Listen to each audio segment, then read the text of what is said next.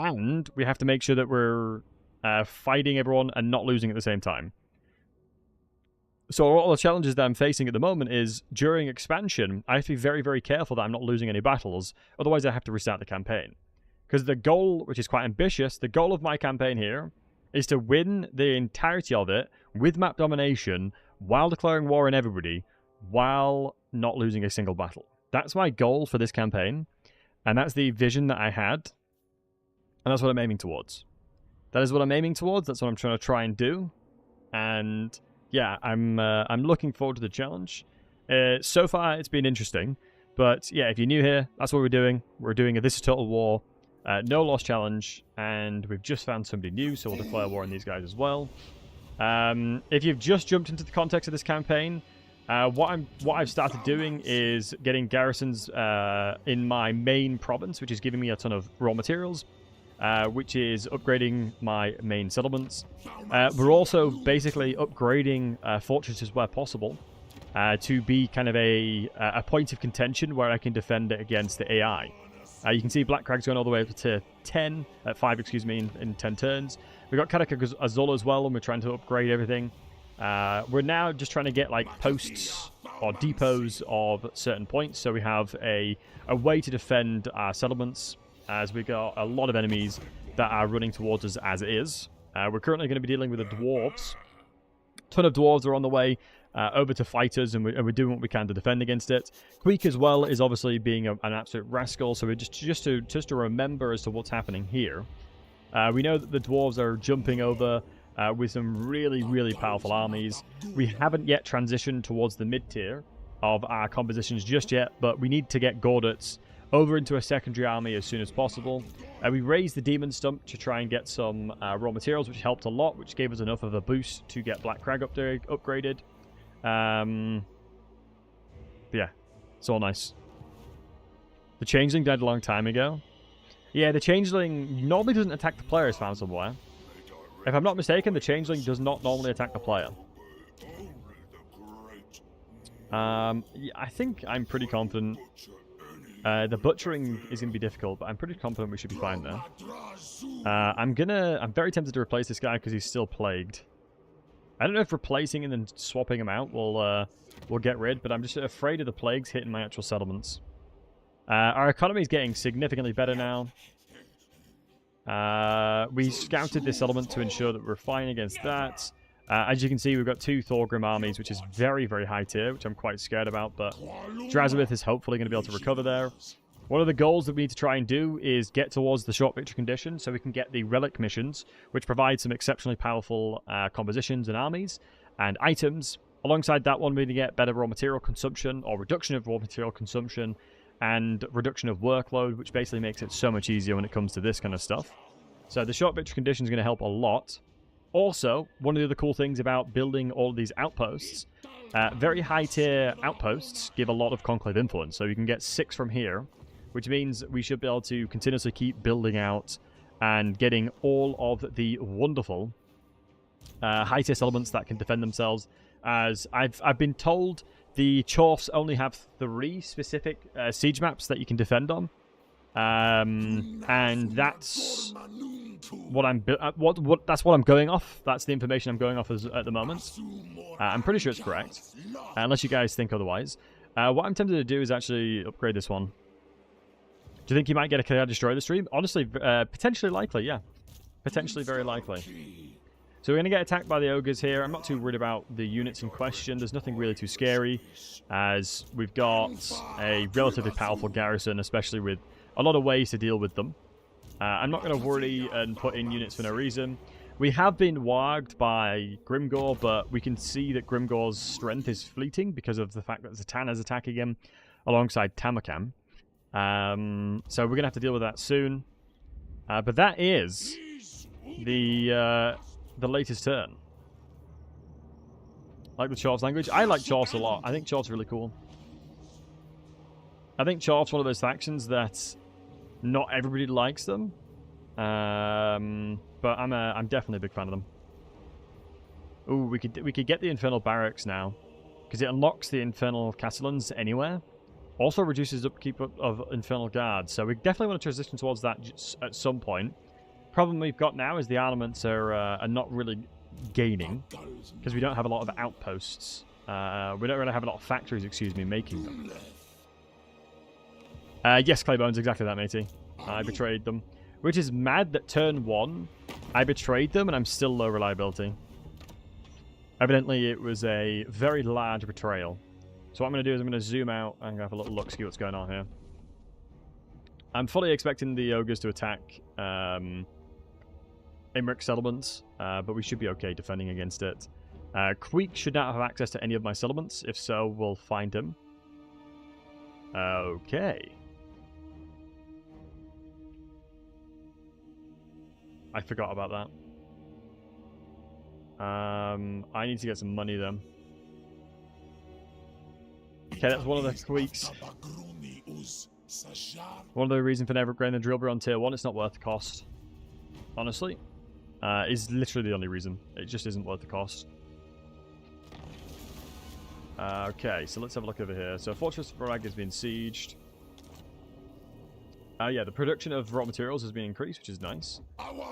Here's our, voluntary, unpaid interns, should I say. So we've got a couple of unpaid interns here. The fight looks relatively scary, but there's a couple of units that I'm not too worried about here. As Malachi, any tips to deal with the Chaos Invasions while expanding, while maintaining budget? Gyrocopters, my friend. Yibby, go Gyrocopters. Turn 1, build the Gyrocopter building. Turn 4, recruit Gyrocopters and put the engineer in your secondary army, as you already have, I'm pretty sure, additional movement range. Well, you don't really need it in Malachi's, but you need a secondary army to allow you to expand. And you want to know, you've got 2 gyro stacks. Don't have too many gyrocopters, keep in mind. You only need like 4 to 6 in each army. But gyrocopters are usually the way to do it. And honestly, one of the things I often see is people overcommit. Like, you don't need as much resources as you think.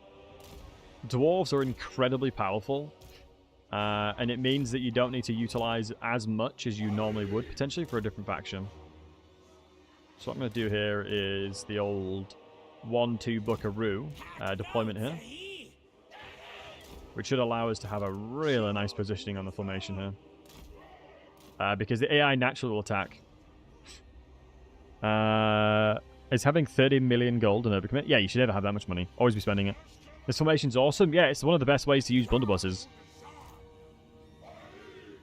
You mean having 2 full stacks of Dwarf Warriors isn't necessary? Well, when you're fighting against 2 players, it definitely is.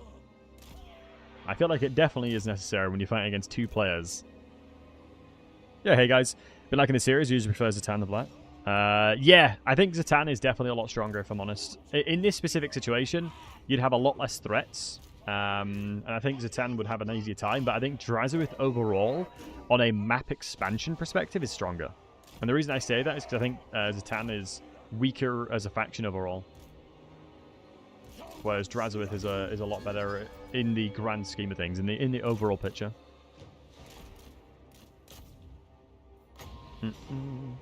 And the good thing is with Noblers, there's too many entities normally to avoid all the damage, so we should be able to get some hits off.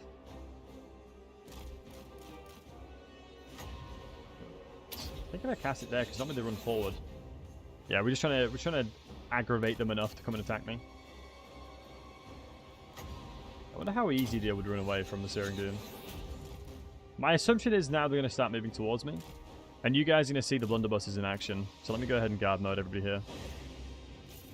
We'll just make sure to lure them over.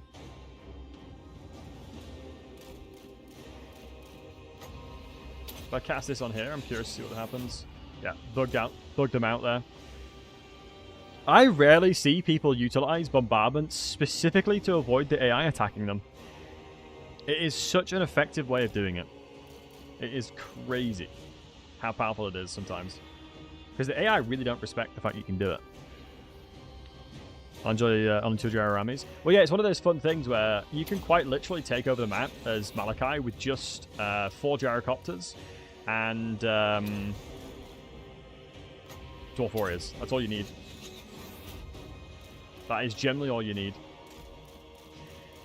Right, now they're running away. These guys are weird. Right, come to the blunderbussy line.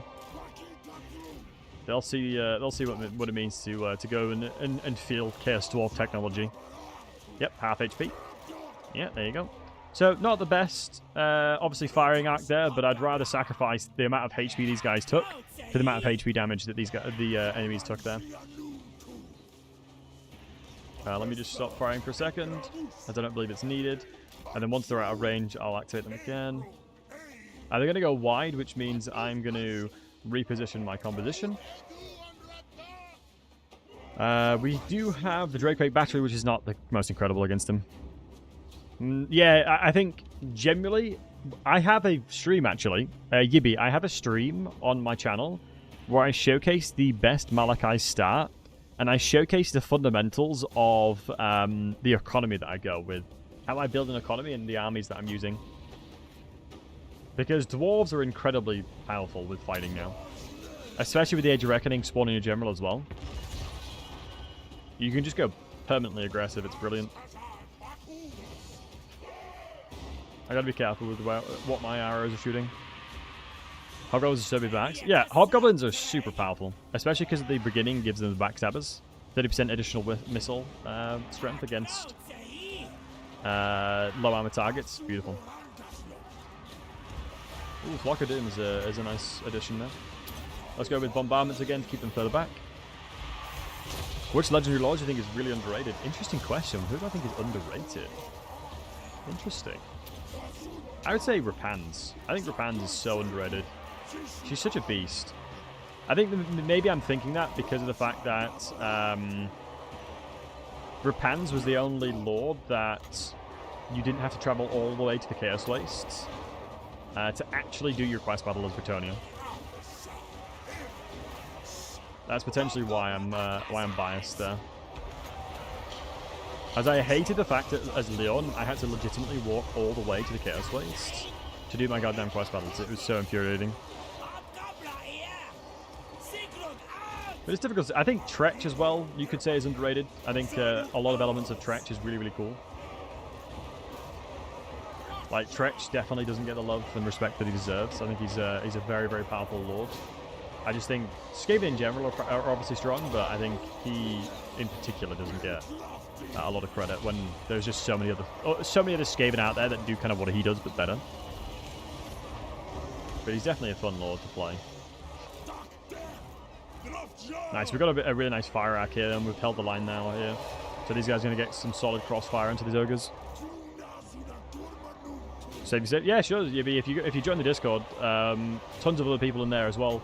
Always talk about the game, and if you want to join a campaign with other people, tons of people playing campaigns. I think one's going on right now, if I'm not mistaken, in the Discord. Yeah, a campaign's happening right now.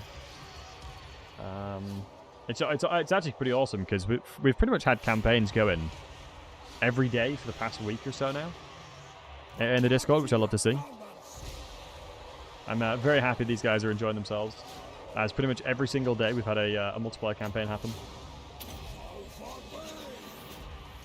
which is always cool to see.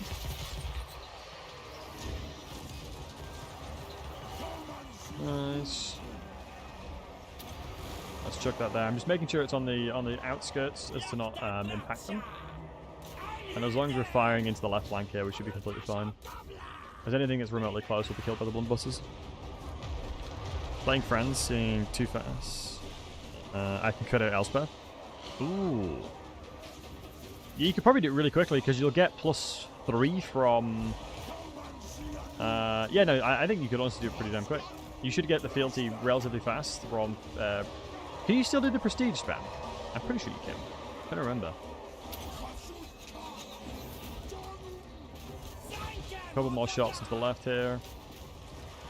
Flanking Chaos Dwarf units is interesting. Let's see more casualties among the goblins. Yeah, I mean, you got to keep in mind that I'll have a lot of a buffer time between the next fight, so I'm not... I could have corner camped even harder to make this a lot easier on myself, but just going with the raw, just utilizing the fundamentals of playing front to back.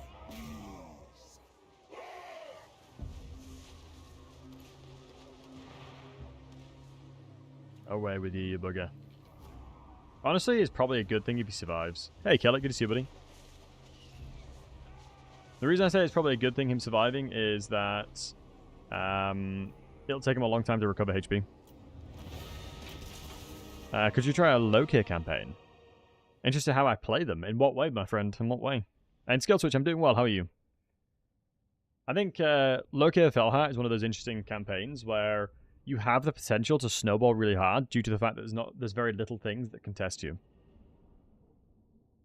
There's very, very little things that can contest you. As you basically only have Miao Ying eventually, and I think Miao Ying's composition doesn't get online or come online to become a problem. It's one of those fun things where the Dark Elves have such a overkill of damage for a lot of early game units, especially with low armor. Especially with low armor. The best dwarf kicking butt. I actually like Drazhoath a lot. Yo, Zensar. How are you doing, buddy? Were you trying to speak Chaos Dwarf dialect to me? Hobgoblins have sturdy backs, they can handle a bit of friendly fire, that's what I'm saying. That's what I'm saying, but... the labourers are huge here. I mean, only 268... yeah, 268, we got 1,496, absolutely fine.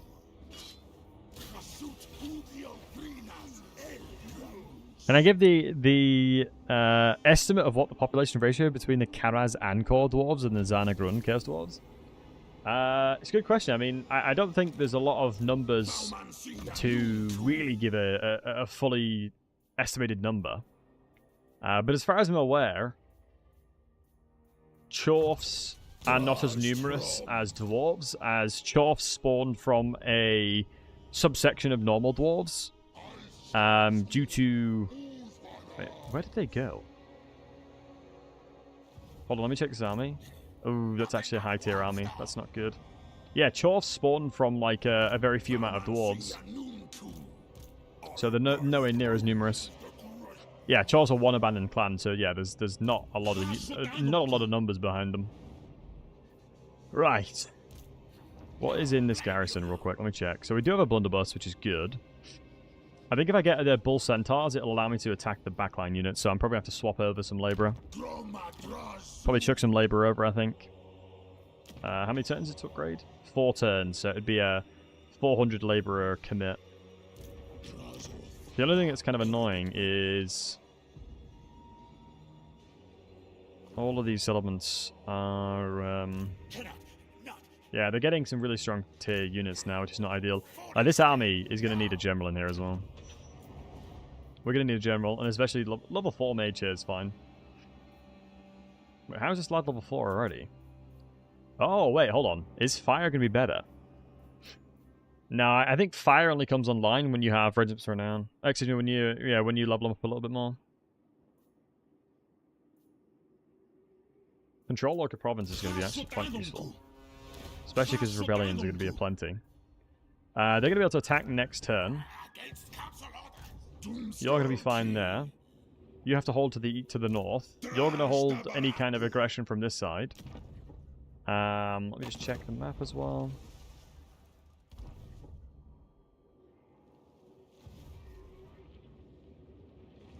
Bum, bum, bum, bum. I need to think, where did Beligar, Thorgrim's secondary army go to? That's what I want to know. Oh, Gottrik's just vibing out here. Man, Gottrik yesterday got assassinated so many times, it was such a big sad. Let's get some Dreadquakes here, I think. That's going to be a smart play. But then that means I can't upgrade this. Yeah, I think the Dreadquakes will be so unbelievably useful. But I'm going to do this first. This is the Southern World's Edge Mountain. And I'm going to need 400, please. Going to gut into our efficiency, though. But we will need to instantly upgrade that. Otherwise, if I don't have the Bull Centaur, I'm going to struggle, I think. Because there's going to be a lot of high-tier units like the Warp Lightning Cannons that only really the Bull Centaurs will have the capacity to deal with. I'm going to go Metal Shifting because I am actually going to have a relative amount of melee units in the composition. Yeah, we will. I think these guys are probably going to think twice before they attack us again. Yeah, it would be nice to get the armaments from this, but like I said, I just don't think it's worth the cost when I'm trying to build up a lot of my infrastructure as of right now. Let's upgrade that bad boy. As we're looking to sustain an economy first. I'm trying my best to make the strongest economy I possibly can. And then from that, we will start looking to build better armies. Yeah. We're now making the raw material economy a little bit better if we can.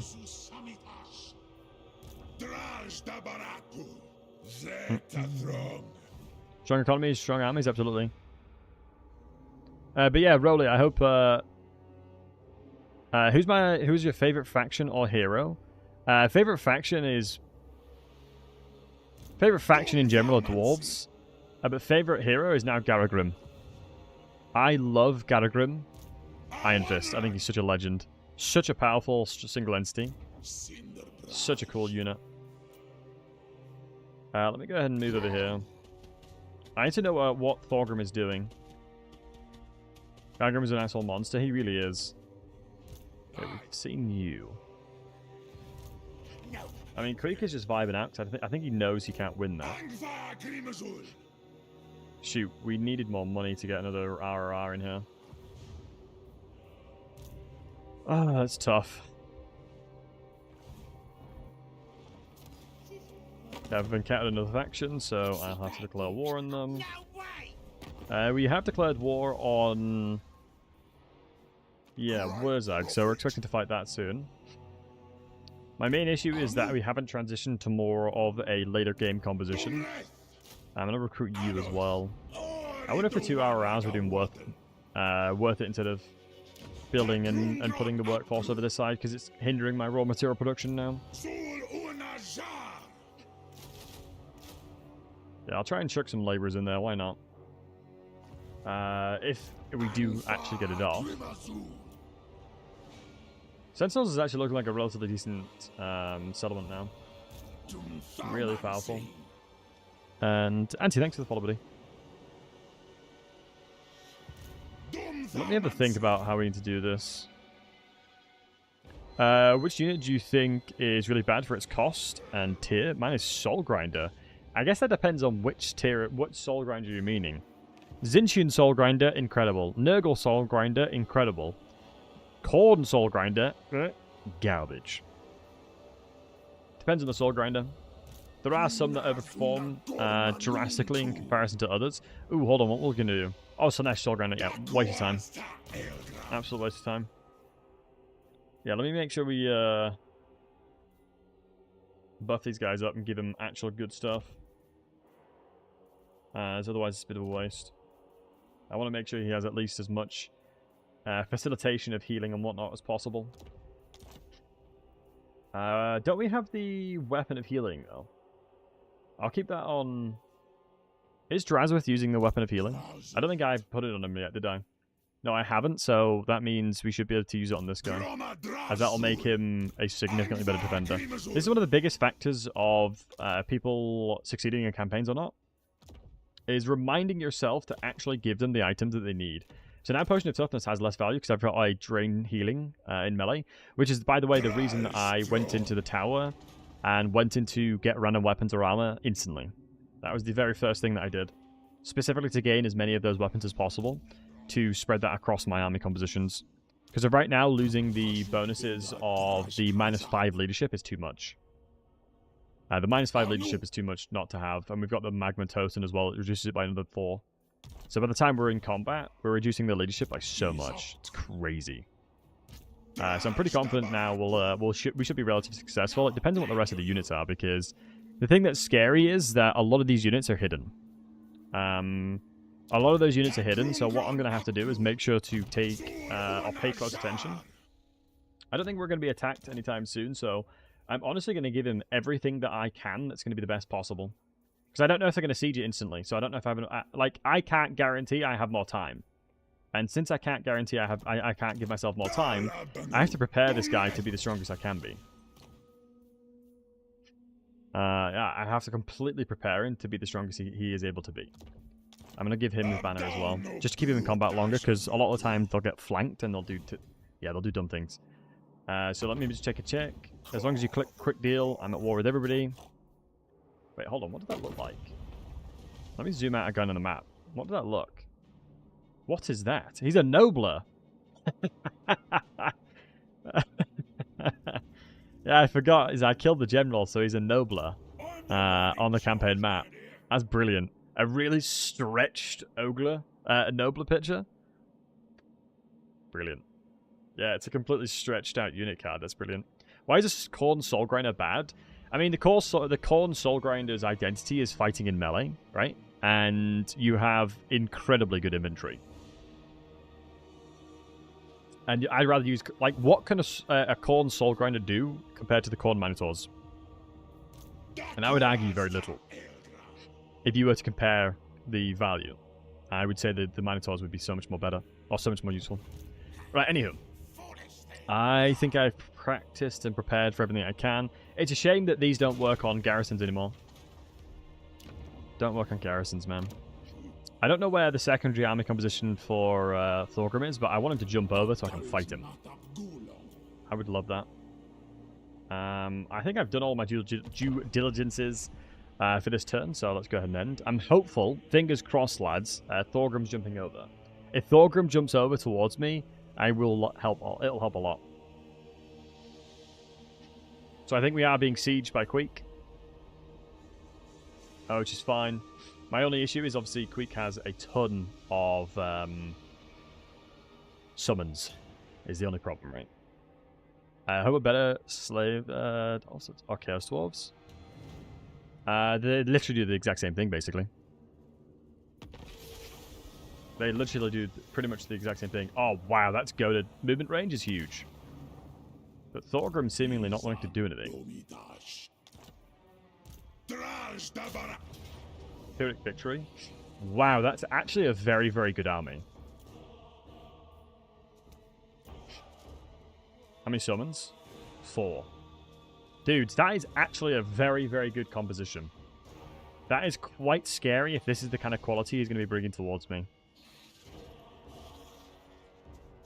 Right, my only thing is, wiping this army out would be huge from an auto-resolve perspective. We don't know where, is Queek still in here? I've got no money, so I'm kind of inclined to fight this.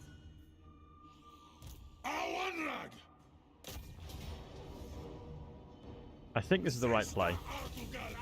I'm certain that's the right play. 14 laborers from that. Wow.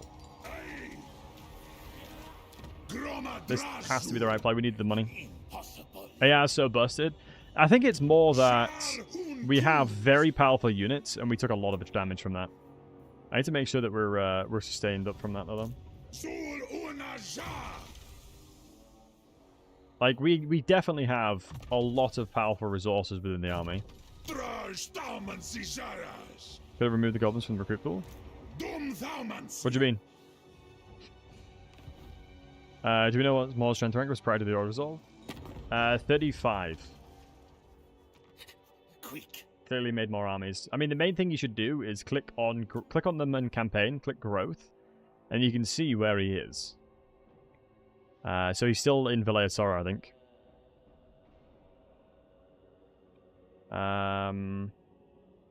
He no longer has... No, he does. This is his beginning settlement. So it'd be 1, 2, 3, 4, 5, 6, 7, 8. And then I'm guessing Karakazal. Oh, no, Karak something over this side? Yeah, Karak Asgal, yeah. It's sad that I know the name of that. I'm desperate for Thorgrim to come and attack me. I really, really am. Have you attacked us again? No.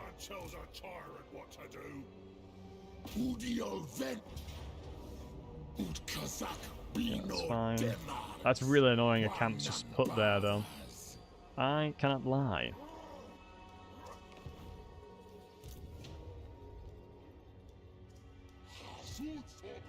I don't think do I even have the movement? Yeah, this guy doesn't even have the movement anyway. So that army's wiped out. I'm going to start trying to build some kind of composition here.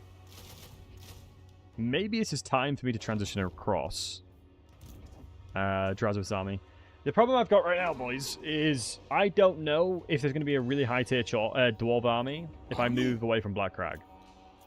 Like, I'm not yet convinced I could win this. And that's the problem. I'm not yet 100% convinced I could win that fight. With a less than ideal composition. I'm half tempted to start marching south and just get rid of all this with this army. But then the worry there is I open myself up to be attacked here. Because right now, what we know is Grimgor is being reduced to basically nothing. And there's a chance that we should use the time now. Like, if I can utilize the time that we're being given from Tamarkan and Zatan to deal with the ogres on the south of me, that would be pretty huge, I think. I think that would be pretty huge. I just need somebody to come and attack me. Like, somebody to get close for me to actually have a good fight. Because I can't justify jumping over here. I don't believe they'll have range on Black Crag, but the problem is, obviously, they've got Siege Attacker, so I can't risk it. I think maybe what would be a smart idea is baiting out the AI with an ambush. Maybe they'll think, oh, what a dum-dum, he's ran away. And then that's why we pounce. That's probably what I'm going to try and attempt. This general's going to obviously keep farming up. Now also let me make sure to transition back the armor. It was the armor specifically that we needed. And the enchanted item, if I'm not mistaken, we were using this bad boy. Which just makes me an absolute unit. We haven't really gone into buff him up as a melee character. It's quite interesting that he has very limited melee capabilities. But obviously he's just an exceptionally good spellcaster. I'm trying to think now what we need to do. Or what the smart play would be. Let's have a little peek over here. Okay. I think what I'm going to probably try and do for the next turn is have one general that I'm going to keep cycling. Like this guy. Then I'm going to force march up here to try and get information. As I just need to know what's happening over that side. We're ambush baiting, hopefully for Thorgrim to come over. I'll have plenty of time to realize where they're coming from. Right now, my goal is to elevate my economy even more, so Kadak 8 Peaks is probably what I'm going to take next. Which means I'm going to create like a little bit of a support network between them all. So if one of them gets attacked, one of them, you know, another, we can like really, really quickly build up an army here and defend each network of them. And that means in Kadak 8 Peaks, if I build the building of this bad boy, the Dreadquake Battery, I'm going to get value across the board. And all of them. And the reason why you may be thinking to yourself, well, why does it matter about them? I need to make sure my economy is the best I can make it, right? That right now is the problem, right? I really wanted to go into Blood and Fireborn. I was desperate to take that because it would be so useful in every situation. But I need to get another tower. Because right now, if I fall behind from an economy perspective, I will very, very quickly get into a situation where I will not be able to contend with how many people are fighting me at once. Because you gotta remember, I'm at war with literally the map. Everything around me at all time, I'm at war with. The Deathshriekers. We had somebody, I think yesterday, say that the Deathshriekers are really, really good. But from my experience, I've never really liked them too much.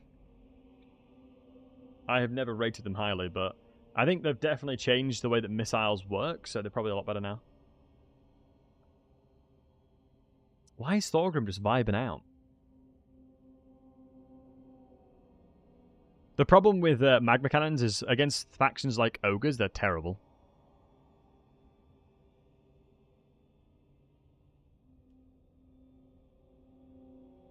I think Scabby Eye is giving me at least a fight.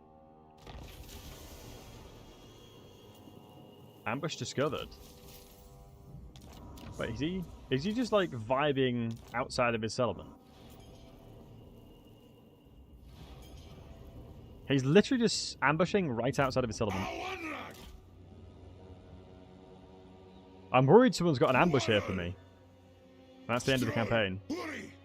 Okay, so Grimgor is there, and he's recruiting. Okay, good to know. Which means it'd be risky for me to go south. But it's annoying, because I'm being sieged. Yeah, if I attack that, he'll run away. Are you at war with Queek? No, you're not at war with Queek. You rolled Belligar and Nuln. You've come here. Classic anti-player bias. I'm going to search this one. Queek's still in there. Good. Funny enough, that is giving me the trait of fear versus Skaven, right? Since I've done loads of hero actions against Skaven.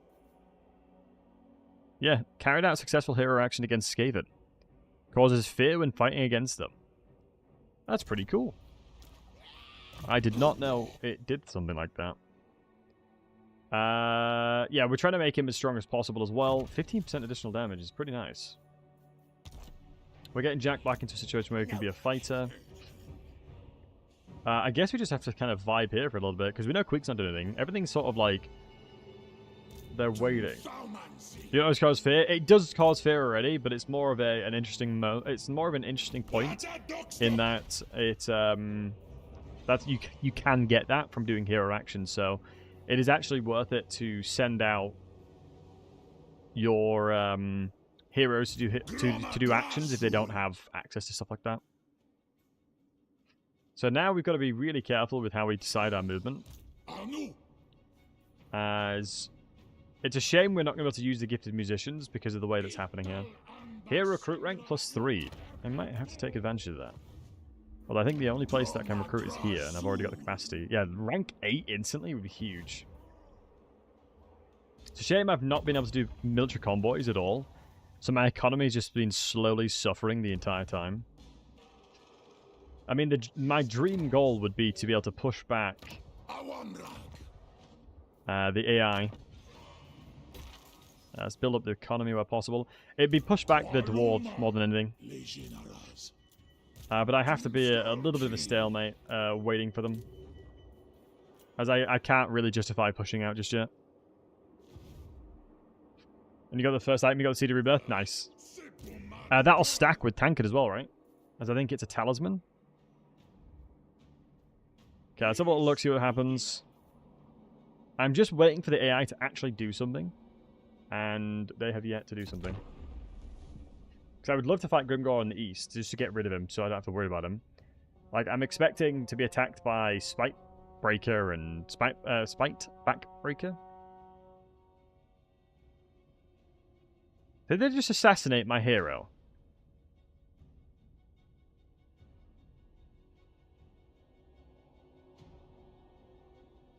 Hopefully this guy runs towards me, because I need a fight. Of course, they run to my secondary settlement. That is such a classic. They're straight beelining for my secondary settlement. And my garison's still battered. I don't think they'll be able to attack it next turn. That is a really good garrison. Shit, because I know. Hey, Mad Bull, welcome in. Do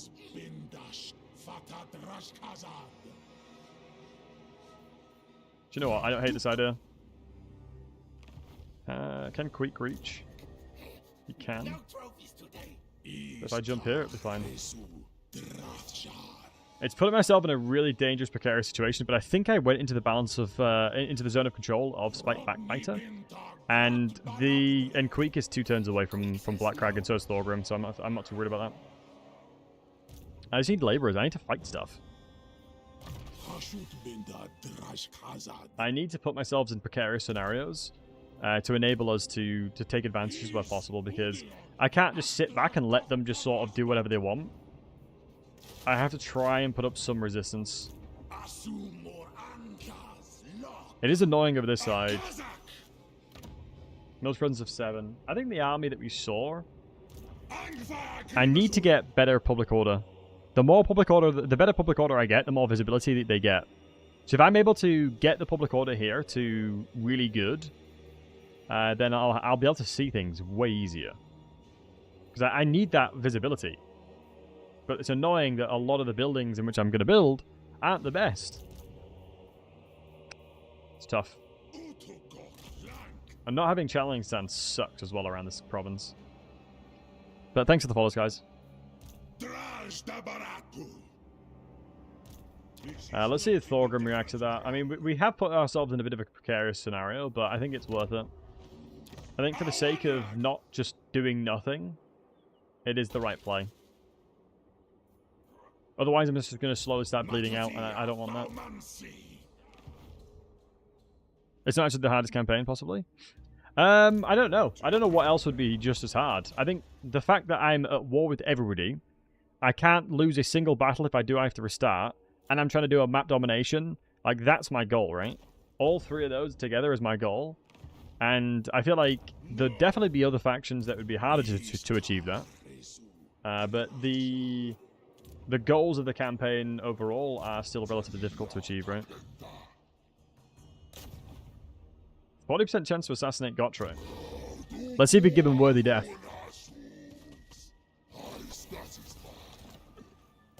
Hey, nothing but worthy deaths around here, boys. Nothing but worthy deaths around here, lads. That's brilliant. That is absolutely brilliant.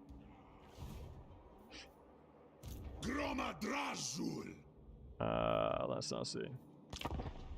With all the things. Nah, I think I've done a turn 10 Ultimate Crisis as Volkmar. It just isn't fun.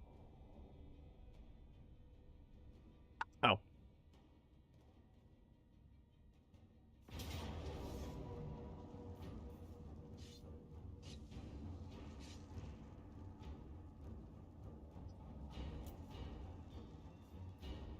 Huh. Do you think this kind of campaign would be doable with Scrag? Absolutely. Absolutely. I think it'd be harder, but absolutely be possible. Right, so annoyingly, even though these guys aren't allied with each other, Spite Backbiter is fighting me as well. And Queek. So I've got 1, 2, 3 armies, which means 40 units only. Which means some of Spite Backbiter's army is going to come in. And thanks for the sub, man. I appreciate you, buddy. I honestly think if you're playing smart, any campaign, it's possible. Like, if you guys gave me the challenge of any faction, I would probably figure out a way of doing it. I think every faction has elements of them that makes them strong, and you've got to really tap into that. As long as you learn how to tap into that, I think you can figure it out. It's possible to do turn 10 Ultimate Crisis, do it with Cal friends. No, I'm not saying the turn 10 Ultimate Crisis isn't possible. I'm saying turn 10 Ultimate Crisis, this is Total War, and no loss isn't possible. And I think it'd be really, really unfun to play. I've done a turn 10 Ultimate Crisis with Cal friends. I've done a turn 10 Ultimate Crisis. I used to do... My standard of campaign used to be turn 10 Ultimate Crisis. And then I got to the point where I was like, this is no longer fun, as it's not that much of a challenge, and a lot of it relies on RNG. Having fun's more important? Exactly. You know, you don't want to burn out, right? Watching again, do that with friends was a lot of fun a while back. Yeah, that's why I'm trying to, like, repeat it.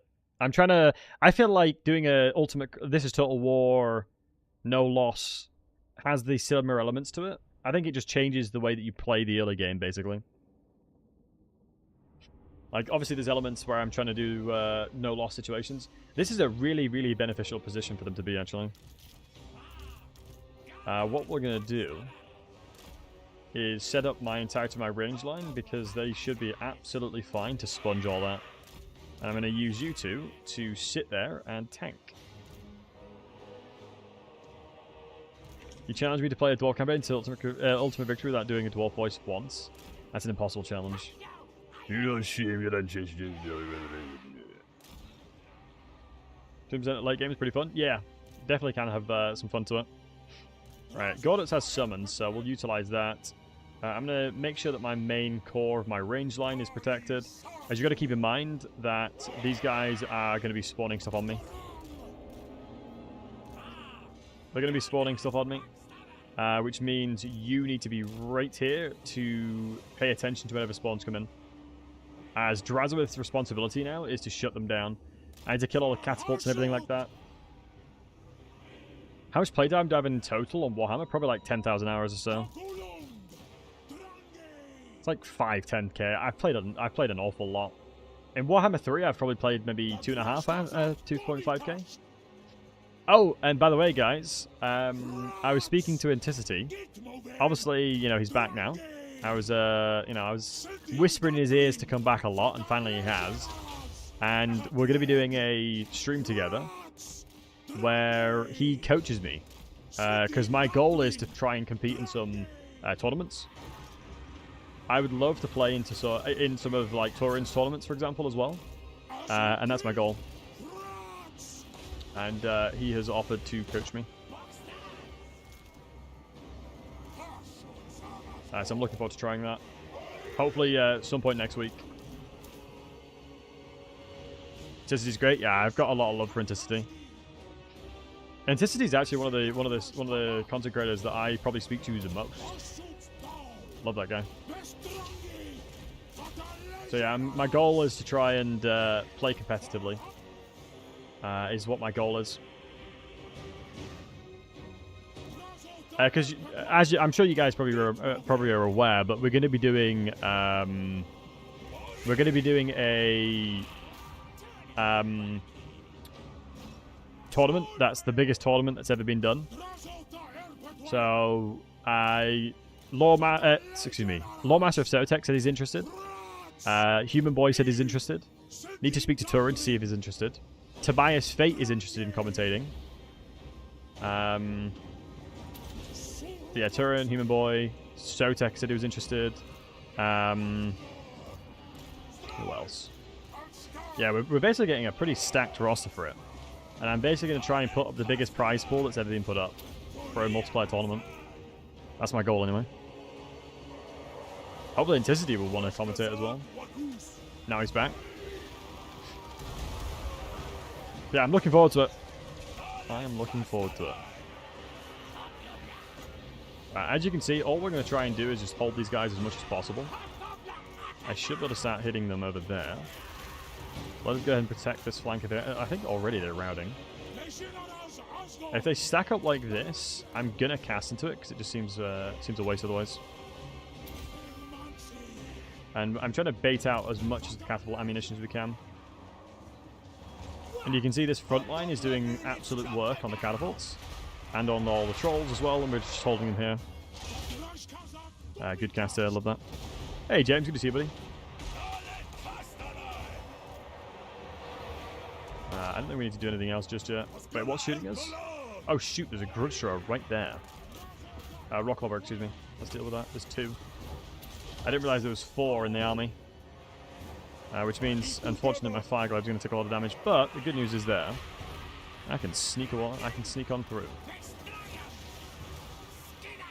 Hopefully I can sneak through and start pressuring them. I guess same with you.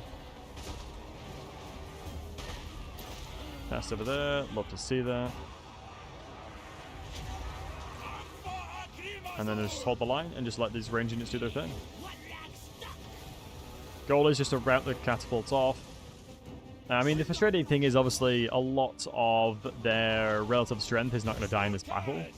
So we're not going to be able to take out a lot of the really strong stuff that they have access to, but, you know, we're definitely trying to, you know, punch a hole in them. Because we're basically fighting every single thing that is of notable strength within my vicinity right now. Which is what I wanted. I wanted to just do a massive blowout of a fight. Just to try and contest them where possible. Because I knew I could fight them all at the same time. It's Queek's army, and then it's, you know, the main power of Spiteback that is pushing over towards us. Let's move the Kadai up as well. Into Night Goblin Archers. So, one thing you got to remember is catapults are super inaccurate. And you've also got to remember that Drazhoath specifically is considered a monstrous inventory. Well, monstrous entity. And anytime you're a monstrous entity, the AI will prioritize you with the artillery. So always remember that. It's super useful to remember. My goodness.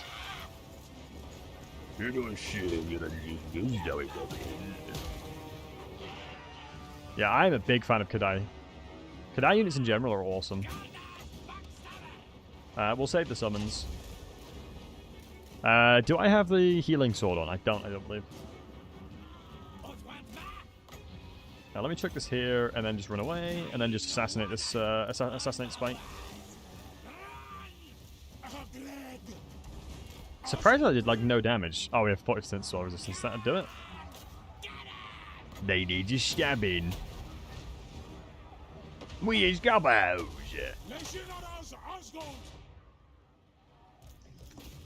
Transition the Kadai over as well. So that's the majority of the rats dealt with. I don't know if... I'm not quite sure if he's got much summons left. I don't believe so. As long as I'm not in range of the rattling gunners, I'm fine. Is a supply train of any use? You can't use the supply train. It's not a weapon. It's not a unit you can use in game. It's only because of the quest battle that's in the game. Can I do a chore voice? No, I think I don't know the language, but I think that there's definitely notes that are very similar to normal dwarves, so probably. The battle is to find some unpaid interns. Oh yes, absolutely, Keller, absolutely, good point. Thank you for keeping us back on track. This is absolutely to find some unpaid interns. And honestly, so far, these guys have interviewed well. So far, these unpaid interns are interviewing pretty well. A lot of them are seemingly interested in becoming unpaid interns within the Drazhoath network here. I think they appreciate the offers we are about to offer them. Why don't you use shift to fly in circles? Because it's a monstrous inventory. I'll show you. If I draw shifts like that, its turning arcs are really bad. Really bad turning arcs, and it's very clunky, and the AI shoot in the last known location. And so I'd rather do it myself, because I know I can avoid the hits. Because like I said, you got to remember that the artillery is shooting in the last known location of your unit, and any artillery piece has a like a massive circle of influence of where it'll actually hit. And so that's why. Just have to scream real deep. Scream really deep. Go on, dog. Go on, dog. Nah, it's more my Slayer voice. Did archers get removed from the Empire roster? No, they shouldn't have done. Have you made sure you've activated all DLC? When did archers come in? Was it Wolfheart that brought archers, lads? When did archers get added to the game?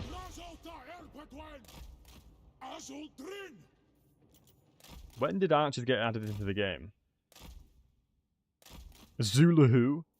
Zuluhu? It was Wolfheart, yeah, so you'd need Wolfheart's DLC, right? If you've got Wolfheart's DLC, then you can have archers. If you don't have him activated, then I don't think you'd be able to yoink him. Or use him. If I am not mistaken. That's kind of cringe. I think it's always been like that now. If I'm not mistaken, I think that's always been like that. You needed Wolfheart for the archers. As that's always been my understanding. Just for the games? Ah, right, yeah. So, if you're not aware how it works, basically DLC will unlock certain units. For example, Skaven didn't release with weapons teams. I think Plague Core Catapults they released with, if I'm not mistaken. So I think Skrulk was one of the few that came with the game.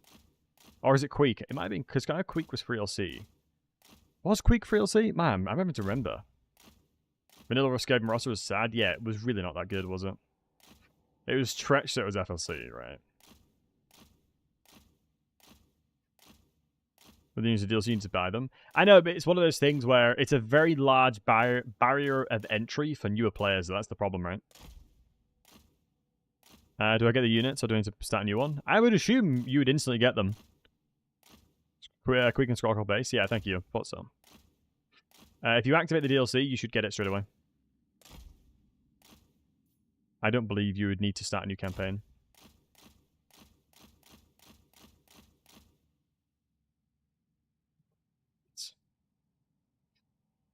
Sweet. Now we just need to wait for the rest of the Skaven to come over. Surprising me that they waited for all of their ammunition to be used before moving. So new players need DLC? Nah, not necessarily. I don't think it's necessary. Like, it's not you have to have DLC, otherwise the game's not playable. I just think it depends on what you want to play. Oh my god, my game just crashed. I think depending on what you want to play, right? That's really annoying, because I'm going to have to fight that again. And that was a really perfect situation. I'd almost like it if you could save the battles in-game. Like, if you could save battles as you're going along. That would be quite nice. And thanks for the follow, man. Appreciate you. You had cap sports and warp lightnings, yeah. You get Bretonnia for free. That is true. Bretonnia is a really good campaign to pick up. And is the sale still going on? Is the sale still going on with the Warhammer Skulls stuff, guys, or is it skipped now? It is. So yeah, if you're wanting to pick up DLC, it's obviously a lot cheaper. Yeah, I know Volkmar is one of the best DLCs out there. So my tier of DLCs, Champions of Chaos is definitely up there. I think Volkmar, because he gives Regiments of Renown. What else is really good? And then from an enjoyment perspective, yeah, Torx is always good fun. Just picked up the base games, need to wait for a net sale to work on DLCs. Yeah, honestly, sales come around really quickly. Grom is good as well. Right, what's everyone's favorite DLC, guys? What's all your Wholesome Hunks favorite DLCs? What is all your favorite Hunks DLCs? Mid-Battle Crash is the worst? Yeah, they really are, especially because that was going really well. Especially because that was going really well.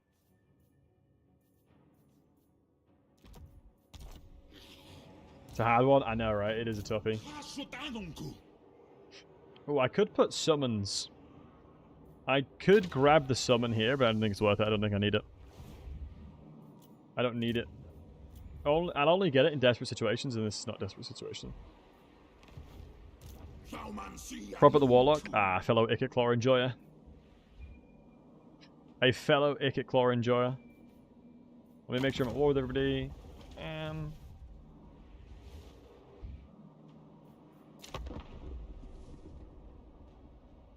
I think for me, Ikit-Claw's identity has definitely been ruined as part of the game, just getting all over the range units getting nerfed in general. Like, Ikit-Claw in Warhammer 2 compared to Warhammer 3 is a different game. You are fundamentally playing a different faction at that point. Let me quick save it just so it doesn't bug again. Hopefully they spawn in the same place. You think TOD? Yeah, TOD is pretty solid, I won't lie. Especially the individual packs of TOD is really good too. I thought there's only one platform that you can buy stuff from. Skill Switch, I think it's one of those things where I'll always try and advocate for ways where you can support the creators. Support the developers. Yes, there are certain websites out there, but they don't get codes from developers, and obviously it's very damaging in general. Places like Games Planet, I'm even sponsored by Games Planet. I know they get the codes from the developers themselves. I never really advertise it. I probably should more, just to make sure you guys are aware of really cheap stuff. Right, so I think I'm going to do the exact same thing like I did last time, boys. I think the way I played the last fight, I didn't mind at all. So we'll go ahead and do the same. Okay. Our game's on it? Yeah, skill switch. That's fair enough, matey. Right. You know, is underway stance enough? Oh, underway is the best way to fight for Chorse. Playing front to back is so useful. Had a bad bug crash where I was defending a siege against 3 Warg's armies and I won because the units were routing. It crashed every time. Oh, that's brutal. Honestly, bad crashes leave such a bad taste in your mouth, right? I don't think I need to move too much. What factions are playable without DLCs? Well, I mean, are you excluding DLC campaigns? Because obviously there's certain campaigns, certain factions have a lot of DLCs, right? For example, Tomb Kings, for the price, is a very good singleton DLC. Like, Bretonia's a free one, so I'd say Bretonia, because they don't have any other DLC.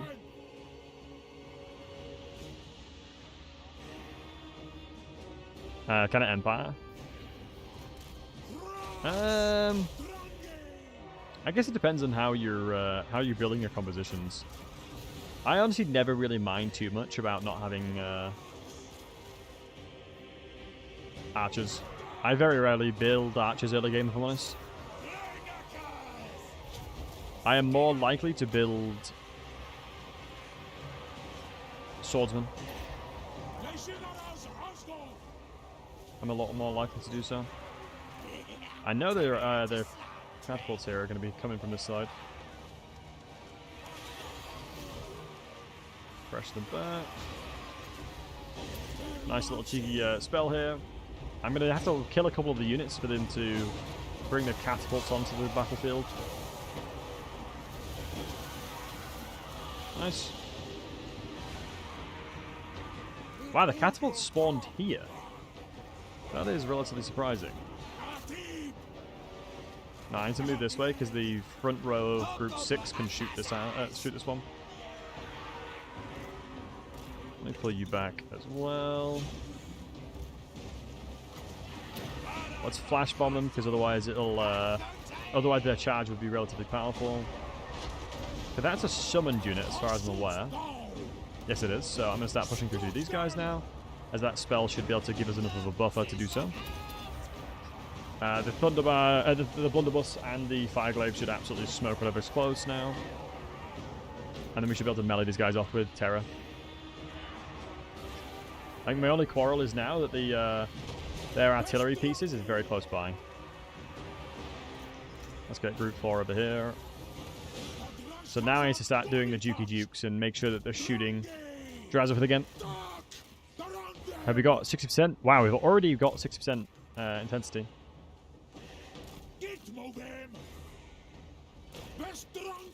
Who's shooting me?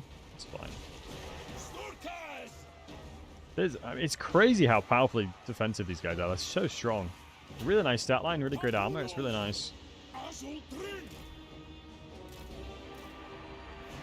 We're looking at an overcast here, I think. Nah. A single cast should be fine. You can see that AI's changed priorities because they know they're coming near units. It's quite smart that they do that.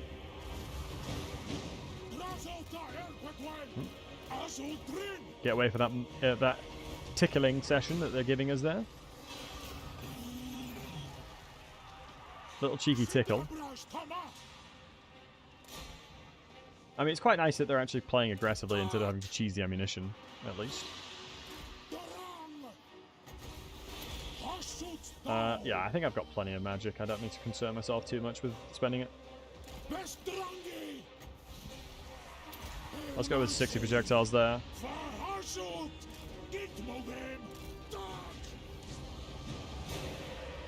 As that should do a lot of damage to two of them. Yeah, looking hopefully for the route of view. Nice, these guys have done a fantastic job. Let's get Group 4 onto these guys now.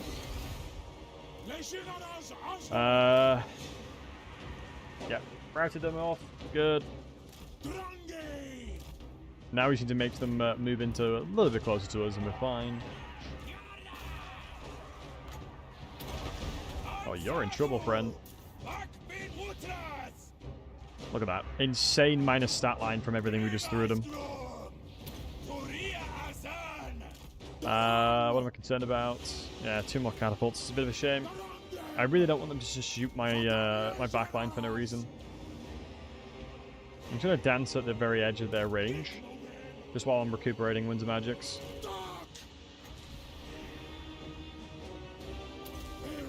Cast that right on top. I don't know, I'm afraid of what they're going to hit. Okay, so an overcast is required to get the catapults away. Unless that's going to rout them. I'm going to buffer the Burning Wrath just in case. Yeah, it's needed. We'll buffer the Burning Wrath over there.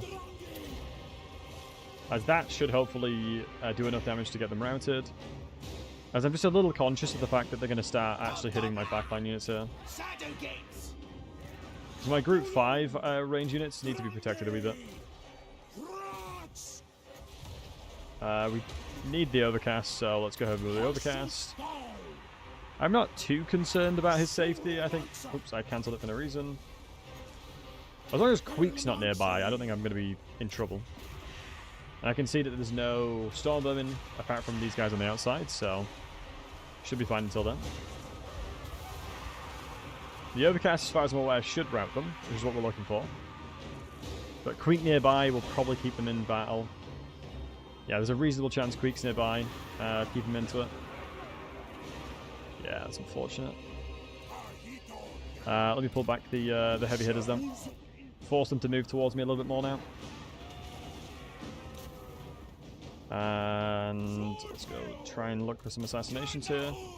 I'm utilizing my heroes as a little bit of a buffer.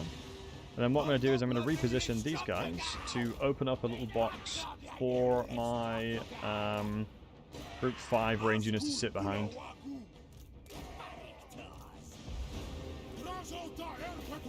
Yeah, this definitely isn't as ideal as the previous fight, which is unfortunate, but hey-ho. We are where we are. What we'll do as well is I'll grab all of the positionings here. And I'll reposition them slightly just as a little bit more of a buffer for us here. Get those catapults down. Let's spawn some units as a little line of buffer as well, just to ensure that we can actually get some more damage off. And that my range units can actually fire. Ouchies. Pull back a little bit more just in case. Let's get Group 7 repositioned now. And then Group 6 repositioned now. Ooh, Gordit's got hit twice. It's not ideal. I think we've shut down the majority of the threats that I'm going to be worried about. Now let's move forward. You're going to be buffering this side. You're going to be flash bombing actually to slow down everything else. Just chuck a firebomb just to see a fireball, excuse me, to see what we can do there.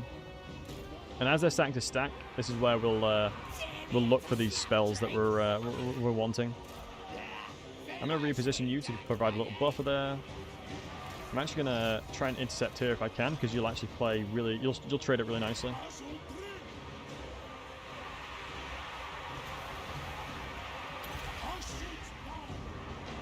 Let's look for the cast here.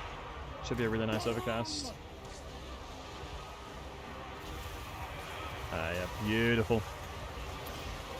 Absolutely bloody beautiful. And so what we're doing is we're utilizing our first row of archers as a frontal kind of line of defense. Let's send Drazhoath in here because I think he needs to start providing the terror. And then Gordit's has come back, which is fantastic because we can actually nerf Queek. And then you, my friend, can throw down the bonuses and the benefits towards these lads. Or you're going to die to the buggers there. We'll see, we'll see, we'll see. I'm keeping a close eye on the Kadais because I really don't want them to die. I'm going to suspect with the council guards there, I'm going to have to be careful, so I'm going to pull them back.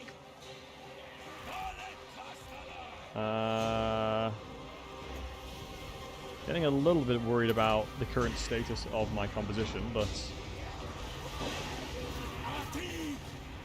we should be able to just use a bit of magic here. Pull you back. Is there anyone we can fire at? So yeah, Group 6, let's start getting the Warpfire Throwers. Warpfire Throwers on that side. Oh my god, Warpfire Throwers have flanked us like absolute beasts. Let's get Gordit's in there. Let's provide a front line as well. Pull you back even further if we can. And let's look to see what we need to be firing at now. We need to shut down these rattling gunners at the back. Nice, shut those guys down, which is huge. Let's continue on with the pressure into the middle. I need to make sure that Drazhoath is active here. And he's actually providing value where he can. You can hold the line here. You push that back. You facilitate that there. Good. Lots of stuff going on right now. Flash bomb them just to get as much value as we can. Catapults will come back in action here. have to cast that, unfortunately, there, because there's a lot less inventory now that I'm worried about. And, yeah, that should be fine now. Because that's the only thing that's actually actively attacking me, and that's the only thing I'm worried about. Oh!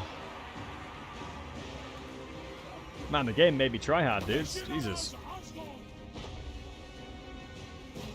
Like, we were winning really convincingly in the first one. And then the game DC'd on me, so I tried a little bit less try hard, and then, yeah, very much was getting punished for it. Very much was getting punished for it.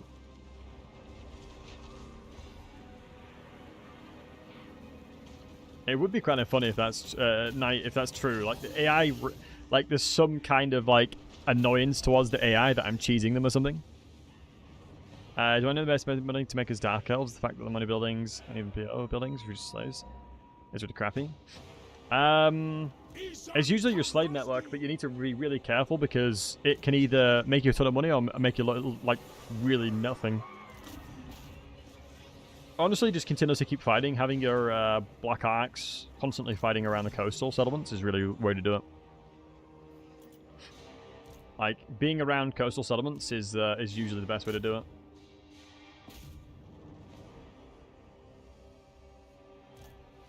Have you managed to have magic with him? What do you mean have magic with him? Perfect picture. It's not ideal at all, boys. That really wasn't ideal. You love your Air Force? Yeah, me too, man. Gyrocopters are awesome.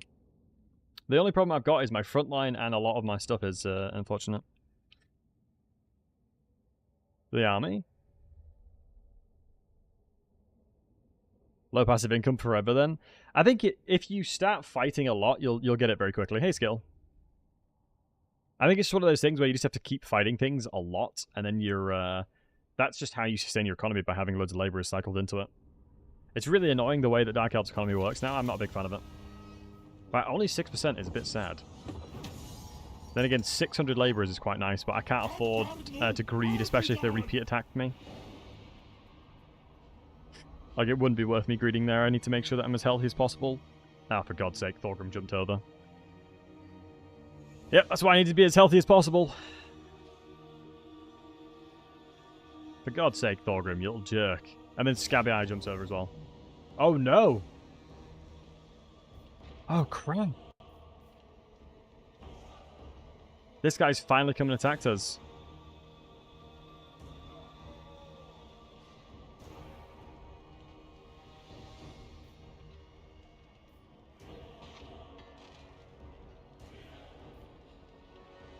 Yeah, he's got relatively weak front line, though, at least.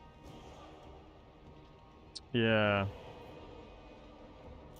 I mean, I was expecting to attack sooner rather than later. Yo, James. Is Demons of Chaos hard to play for a kind of new guy? Yes, I would say so. Demons of Chaos is a really, really interesting idea, but poor execution for the most part. As you need a lot of DLC as well. Like, Daniel needs the DLC. Like, all Chaos DLC makes him so much better.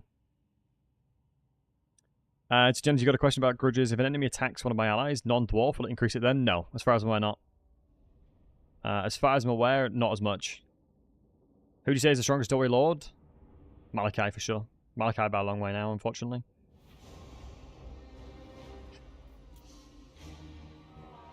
It depends on how much of a... the game determines how much of a factor they are towards you. And if it doesn't think that you are like besties per se, it doesn't really care too much. It's normally dwarf factions that really scale the grudges up. Oh my god, he's on a mount. Oh no. Wait, he's unbreakable as well. Jesus Christ, this is not good. Okay, this is actually really, really losable. Yeah, this is really losable, unfortunately. Alright, let me think. I need to lock it in. Alright, so where's the tower building there? It's this one, isn't it?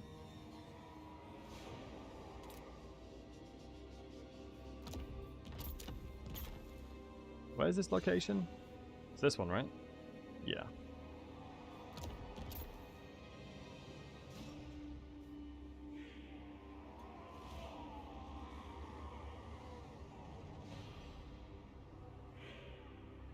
Just the magma cannon's gonna be a massive problem there.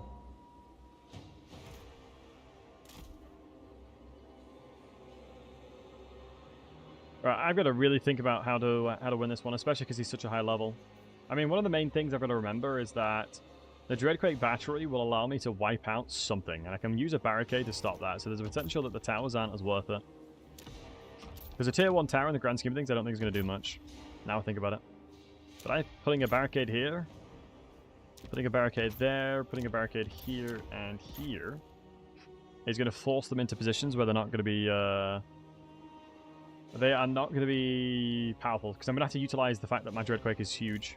I think holding and defending this point is going to be my smartest play. And then just utilizing magic and the abilities of what I have wherever possible.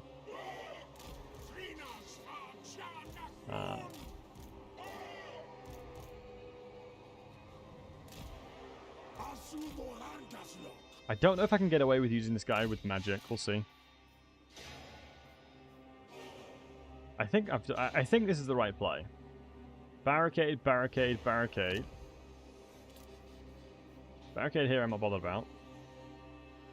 But tower here as soon as possible. Once I get magic... Oh my god, my magic is so limited as well. Holy. Right, I'm going to pull him back then. This is actually a really good tower location. That one would be, but I'm not defending this. All I have to do is, like, kind of pray that they're going to run towards me. I mean, they have no front line, which is the benefit of... this it's obviously the massive blessing. I don't know how the Magma Cannon is going to react. If he's going to shoot my general here, I don't mind that at all. Surely the Magma Cannon is not that accurate? It'll shoot where I was last known to be. Yeah, it definitely clipped me, but... nothing too scary just yet. Now this is the classic...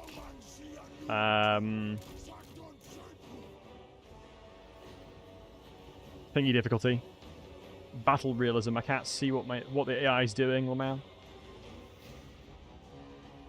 Yeah, I don't think it's worth getting any of the Dreadquakes on these guys. I would Dreadquake here, but they're going to run away from it.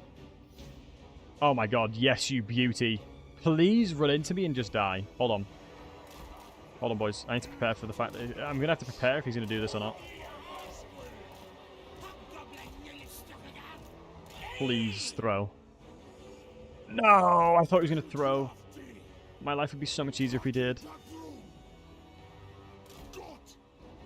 Maybe I can bait him with my my lord. Give him a tasty, tasty little fight there. Let's reposition a wee bit. It's a shame we have no skulkers, honestly. Or the equivalent of them. Right.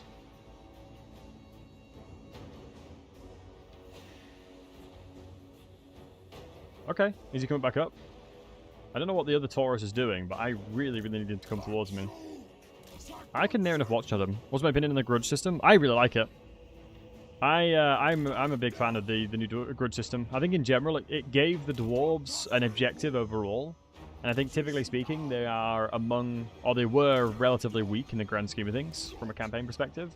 From a snowballing side of things, like if you're considering all the power creep that's come through the game in recent times, I think dwarves obviously kind of fell short to a lot of other campaigns and other AI. Because of that. Let me get the hobgoblins over here. There you go. I was expecting some of you guys to jump in there. I was waiting for y'all to say the magical word.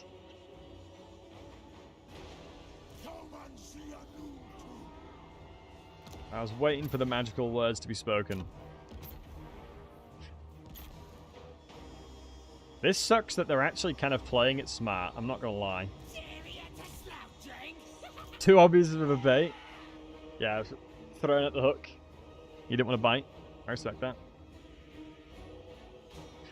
No, I respect that, I respect that. Shit, I won't be able to get the Thunder Blasters shooting them. Annoyingly, the AI is actually playing really reserved.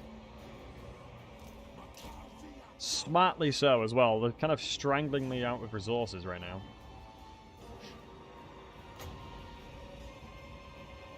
Which is surprisingly really smart. I think I'm gonna wait.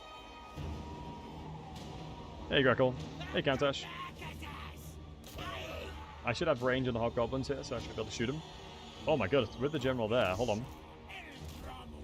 Always react to what the AI is doing here. If he deems it worthwhile shooting us, I need to make sure that we're in a position to shoot him back.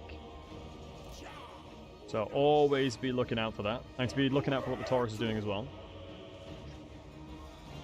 I'm going to go ahead and assume I should win this. But I am going to cast that if they are engaging us, because it'll be such a good value. Because their range units are the problem, their melee units are not the problem.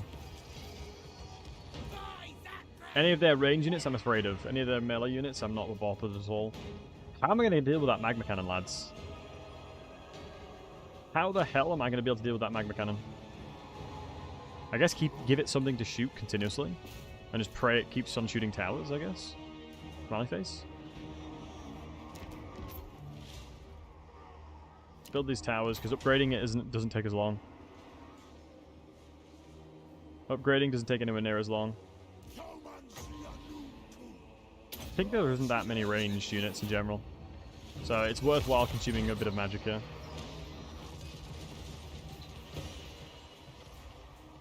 Okay. Hold on. I wonder if the AI is sort of like... Oh my god, look at this tease! He's actually teasing me here. Genuinely teasing me right now. I'm really, really trying to make sure that I'm getting into a position where I can actually do damage to them. Because like, if I can kill the Taurus or I can kill the General, like with relative ease, I'm in such a good situation here.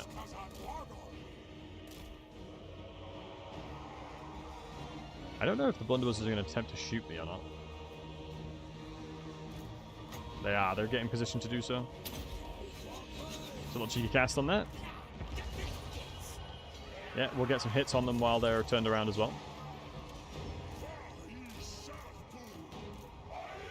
So the General's coming in, the Taurus is coming in.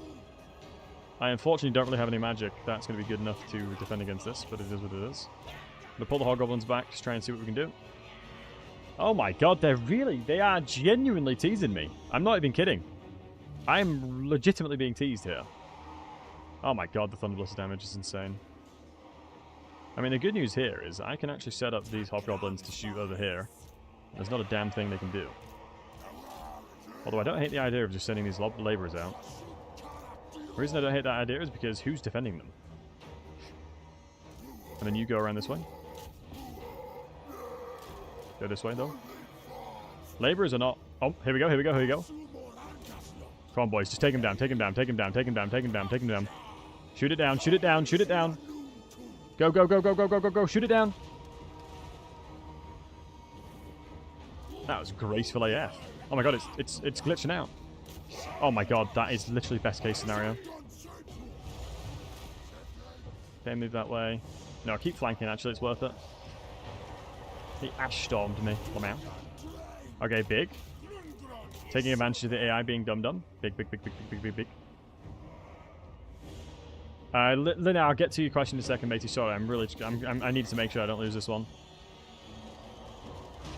I'm having to try hard a little bit.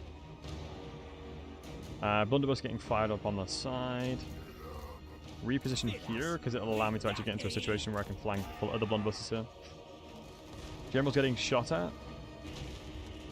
These are cutthroats, which I'm actually going to need Dreadquake here. So I need uptime here. I need uptime on the General.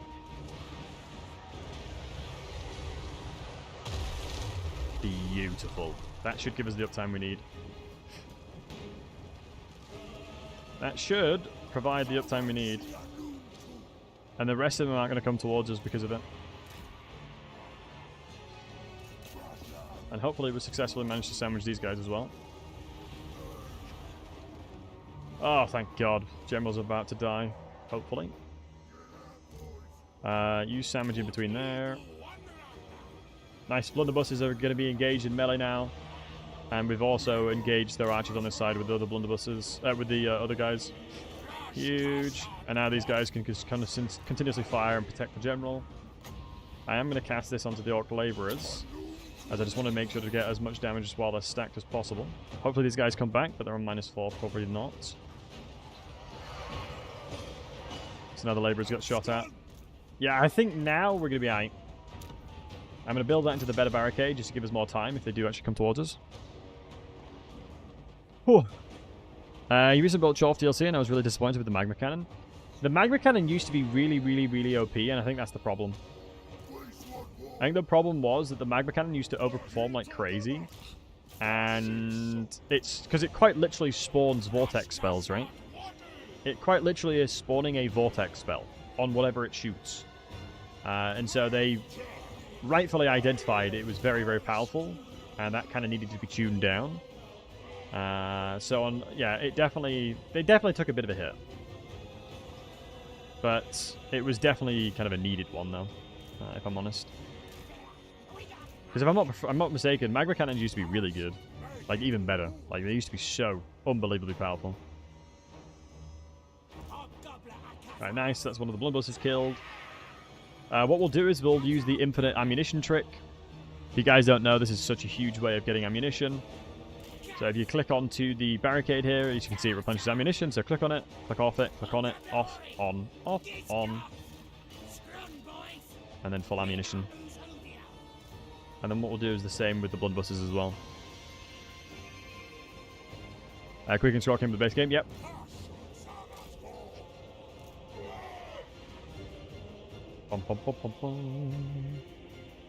Guinness, so far in the campaign, it has been a lot of really, really difficult fights and a lot of only just surviving. Only just managing to scrape out wins has been very much the overall agenda within the campaigns, I feel like.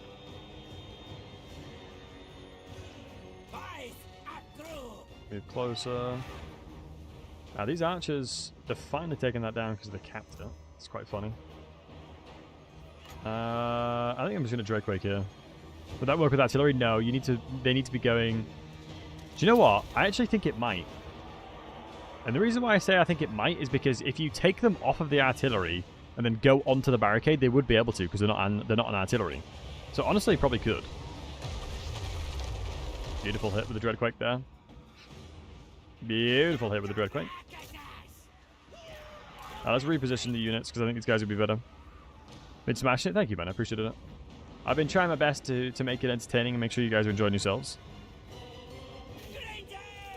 Pull back over here. I think it's the magma cannon that's probably keeping the bounce power in here. But I want to avoid fighting the magma cannon if I'm able to. So we should have way better accuracy firing here, so we should be able to win out at all times. I actually think it probably would work with artillery.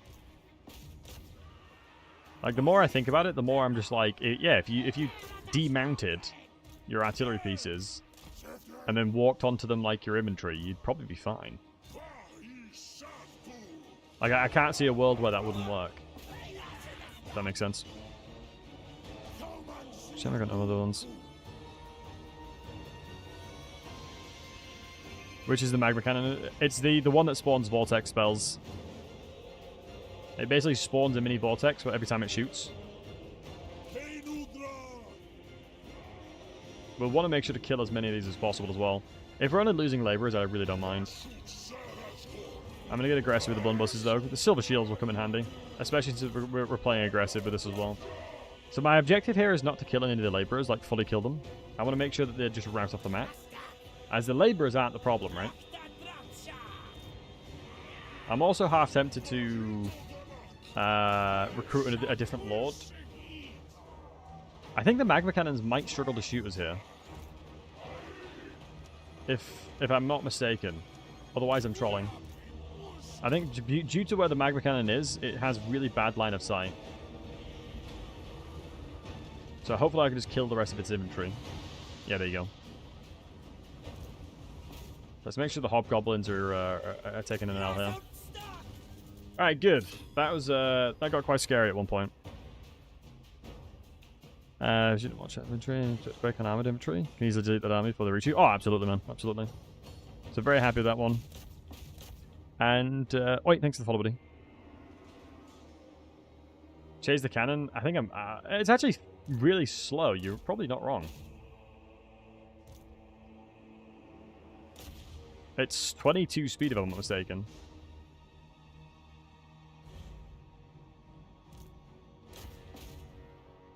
So yeah, I'm actually going to start chasing it. Nice hold. Thank you, bud. Appreciate you. Yeah, these the siege defenses have basically been what we've just seen there for the most part. Had mad global abilities to use in every siege. This is from a building. Drazhoath specifically starts with it. It's really nice. Drazhoath starts with it. Good thing you let you shoot his general and flying in it almost freely. Yeah, but that's sort of trying to leverage and abuse the AI with the way they play. It's a sort of understanding that the AI is pretty dumb when it comes to stuff like this. What I'm going to do is actually, I'm going to run ahead of the magma cannon to slow it down. But then engulf it like that. So I need more of my hobgoblins in front of him, in the path he's trying to run away in. As you'll see, it should, in theory, slow the magma cannon down to allow the rest of the units to catch up like that. As he doesn't have far... he's got a long way to go, in fairness. Even if I'm doing a little bit of damage to it, it's worthwhile. Just pointing out most raises. Yeah, imagine Bretonia getting, like, anything remotely similar. I'd agree. Who do you think needs the rework the most? Oh, definitely Norsca, I feel like. With the Dwarf rework, would you say they're as strong as Chorfs? I would say they're stronger than Chorfs, yeah. I think the main difference that you got to keep in mind, Chorfs obviously have magic, but Chaos Dwarfs' mid-tier inventory is capped behind armaments, and Dwarf Warriors is tier 0, right? So relative strength, you can get them instantly as Dwarves now, and you can't as Chorfs. And then pretty much anything Chorfs bring that are really annoying to deal with, Gyrocopters can now deal with them.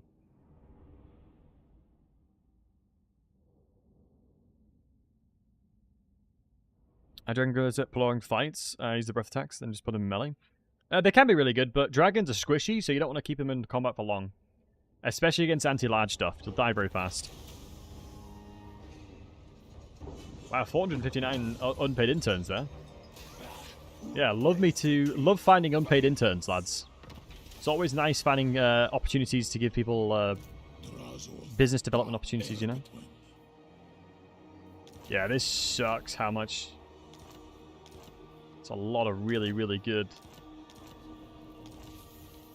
Wow. Okay. The worry I have, if I jump back over... I'm in the zone of control, but I can be spotted here. My army's actually not in that much of a... Can I jump back in? Oh my god, they didn't spot me. I can jump back in, but now I'm worried they're going to siege me to death.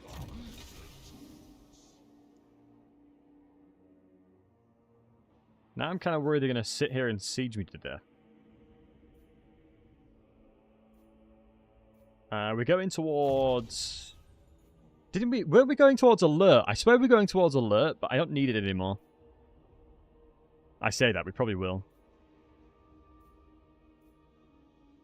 I feel like we were going towards alert, if I'm not mistaken.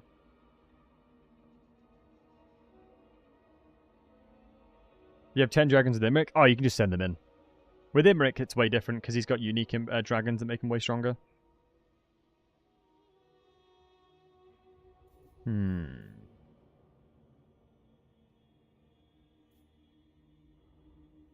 Upkeep reduction is probably going to be really beneficial anyway.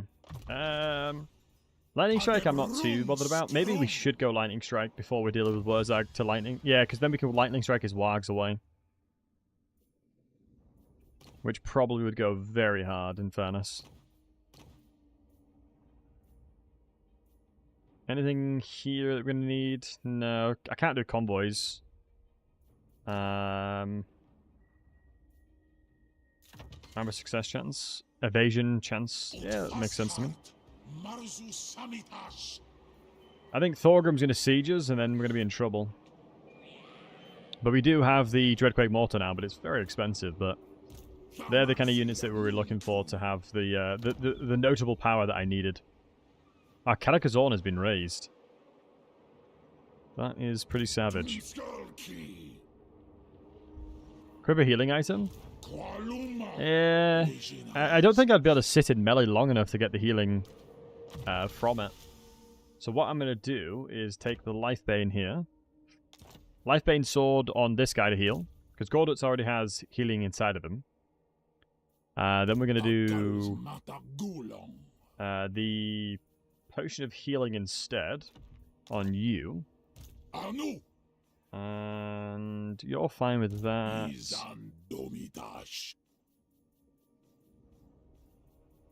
Armor of the Forge, yeah, I'm all fine with that.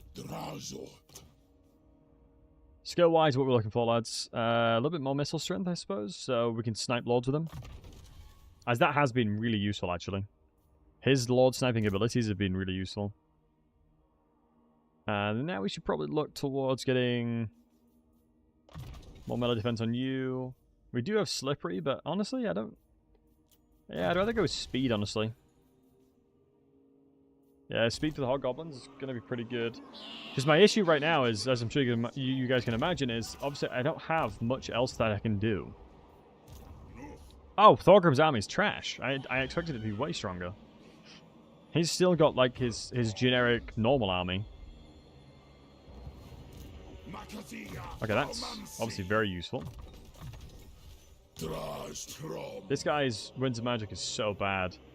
I think I've, it's only hero ranks, unfortunately. So now the fortresses I'm making, I love the name Chungus so much.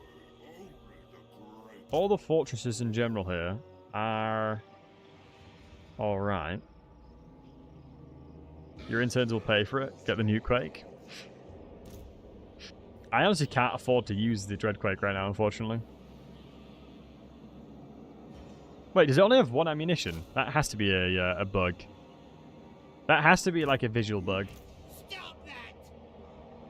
Wait, are you at war with Spikeback, mate? You're not even at war with him. Thorgrim's failing as a dwarf right now, I swear to God. Oh yeah, I'll need to remember to recruit here as well. Let me remind myself. Is there a good front line? Yeah, there's a lot of units in there. I really would love to get rid of these ogres, but I just can't afford another army just yet. But we'll get there. We will get there. It's just I need to just wait until...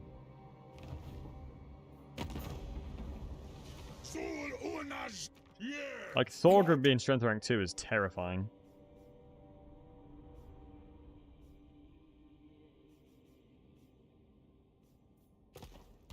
I'm really not looking forward to the threats that I'm going to have to deal with. It's just such a shame I've been spending so much money on an army that I've not really been able to use.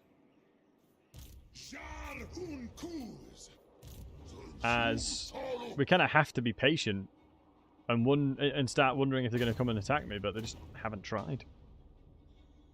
Wait, is my percentage chance that low? 0%?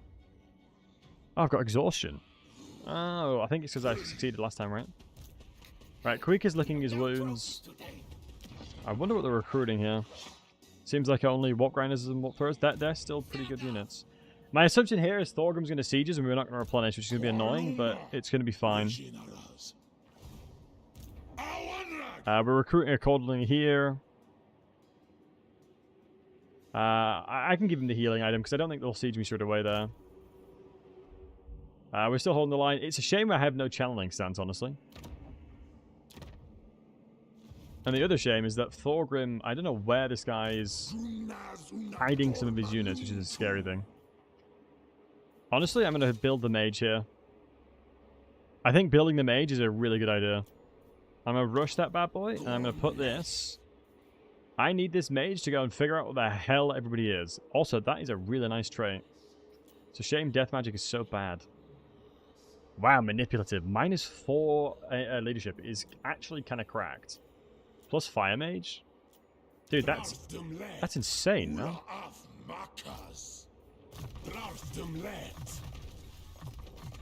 Damn, that's insane. But now you're going to give us the information that we're looking for. Let me just make sure Queek has not been a real sneaky rat. Quick. And he's not pushed towards my boundaries here. That's fine. Oh, and on the Twitch side, by the way, boys, just to get rid of the pre-roll ads, they're running in 10 seconds. Yeah, just to get rid of pre-rolls so they don't randomly roll. Much love to y'all. I think we're doing fine here. Let me zoom out so we can see what everything's happening. I think we've done all the right plays.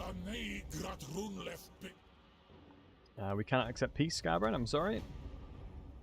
It's annoying when they do that, because I literally can't see now because he's done that. I legitimately cannot see anything of the campaign map now. Who's number 23? What are you doing? What is the 23rd faction cooking up? My goodness. Fabiano deletes any escape weapons. I'm just saying. Yeah, the only problem that I'll have with that is the Winds of Magic requirement of it. It's like 23, isn't it? It's like 17 to 23 cost. And my mages are right now, it can't even cast once. Usually the Dark Elves. Yeah, it's a good point, boys. Like, look at this. Straight beelining and ignoring everything and running towards me. Thorgrim didn't attack. What is wrong with Thorgrim right now? Wait, are they at war with each other now? They're still not at war. Right. You're not ashamed that ancestors don't ability. Running like a coward. Thorgrim, you are supposed to be the High King.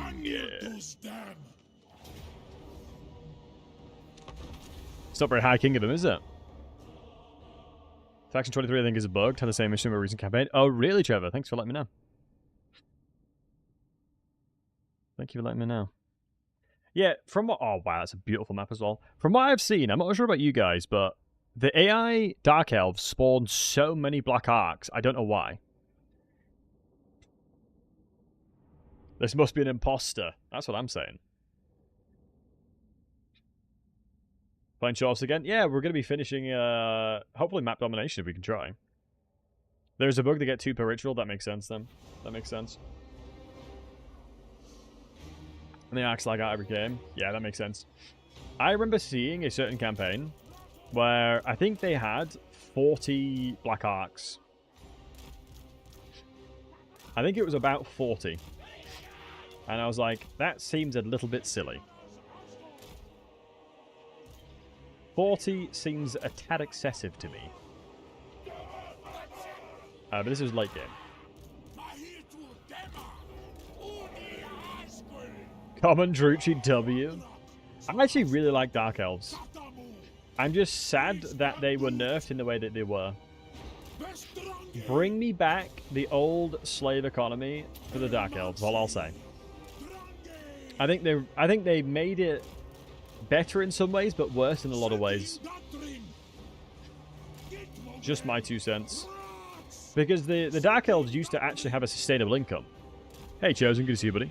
The Dark Elves used to have a sustainable income through slaves, but now it's like you need to constantly fight, otherwise you just lose. You are forced in fighting permanently, and if you don't, you have 0 money. And it doesn't feel great. It doesn't feel great in the current implementation. Wow, they are just running into it, aren't they? Good old dwarves. Can always trust a dwarf. Also, is this right, guys? Do gyrocopters run off beer? Is that correct in that gyrocopters run off beer? Because apparently it's only bugmans and people akin to that know how to keep them running. Is it true that it's legitimately just beer that makes them run?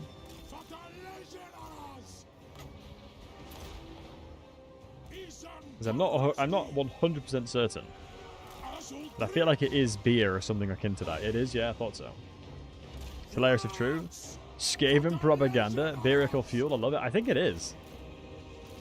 It's essentially just straight gasoline. Yeah, honestly. Probably is, let's be honest. Dominate the map if there's a warden. Yeah, I guess maybe they nerfed the slave economy to stop the AI being so strong. Probably not, though. Because I know Gorst was nerfed because he was just so insanely difficult for a Kugat to deal with. Let's get these guys shooting on them. Blunderbuss on Thorgrim. That also reduces armor.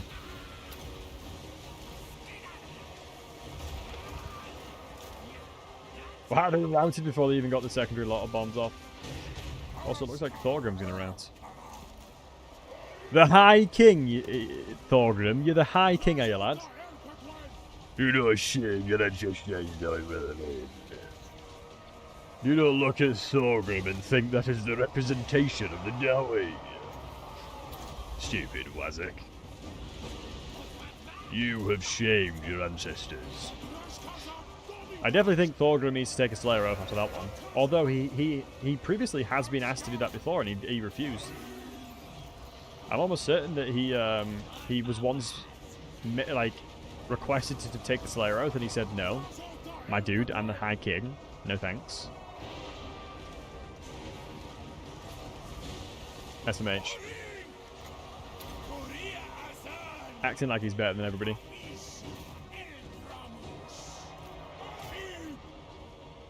Take his chair away for sure. Maybe he's just used to the. He's just so used to the luxury of the chair.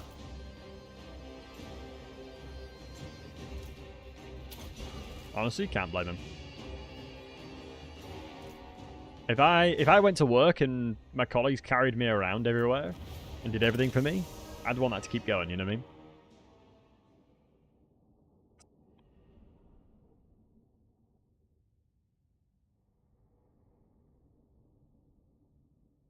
Right. I've got an interesting debate. This one I actually haven't asked my chat before ever. Type 1 in the chat if you like normal dwarves. Type 2 in the chat if you like chaos dwarves. Which do you prefer? 1 for normal dwarves, 2 for chaos dwarves. I think that's a hard question, boys. I actually think that's a hard question. Because they're so good in such different ways, dude. It's so difficult to answer. We'll go with the laborers, probably. All the money. Why do we now have minus 741? We're clearly being raided by somebody. Stupid Thorgrim. You like both? You've got to make a decision now. You have to make a decision. Oh, because we're building a secondary army, right? Uh-oh. That's why. Hold on, let me go attack and see how strong it is. Oh. We're laughing. Good. Good. That's why we built the secondary army, baby. That's why the secondary army exists. Right, why do I have 3 armaments? I clearly have to demolish that building, otherwise I've got none. Your boy needs some armament production, it looks like, lads. Not sure about you boys, but I think I need some armament production.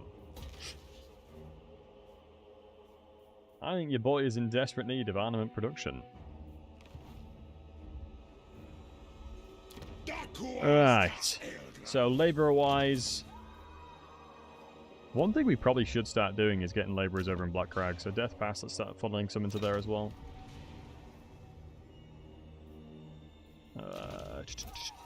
Bosh.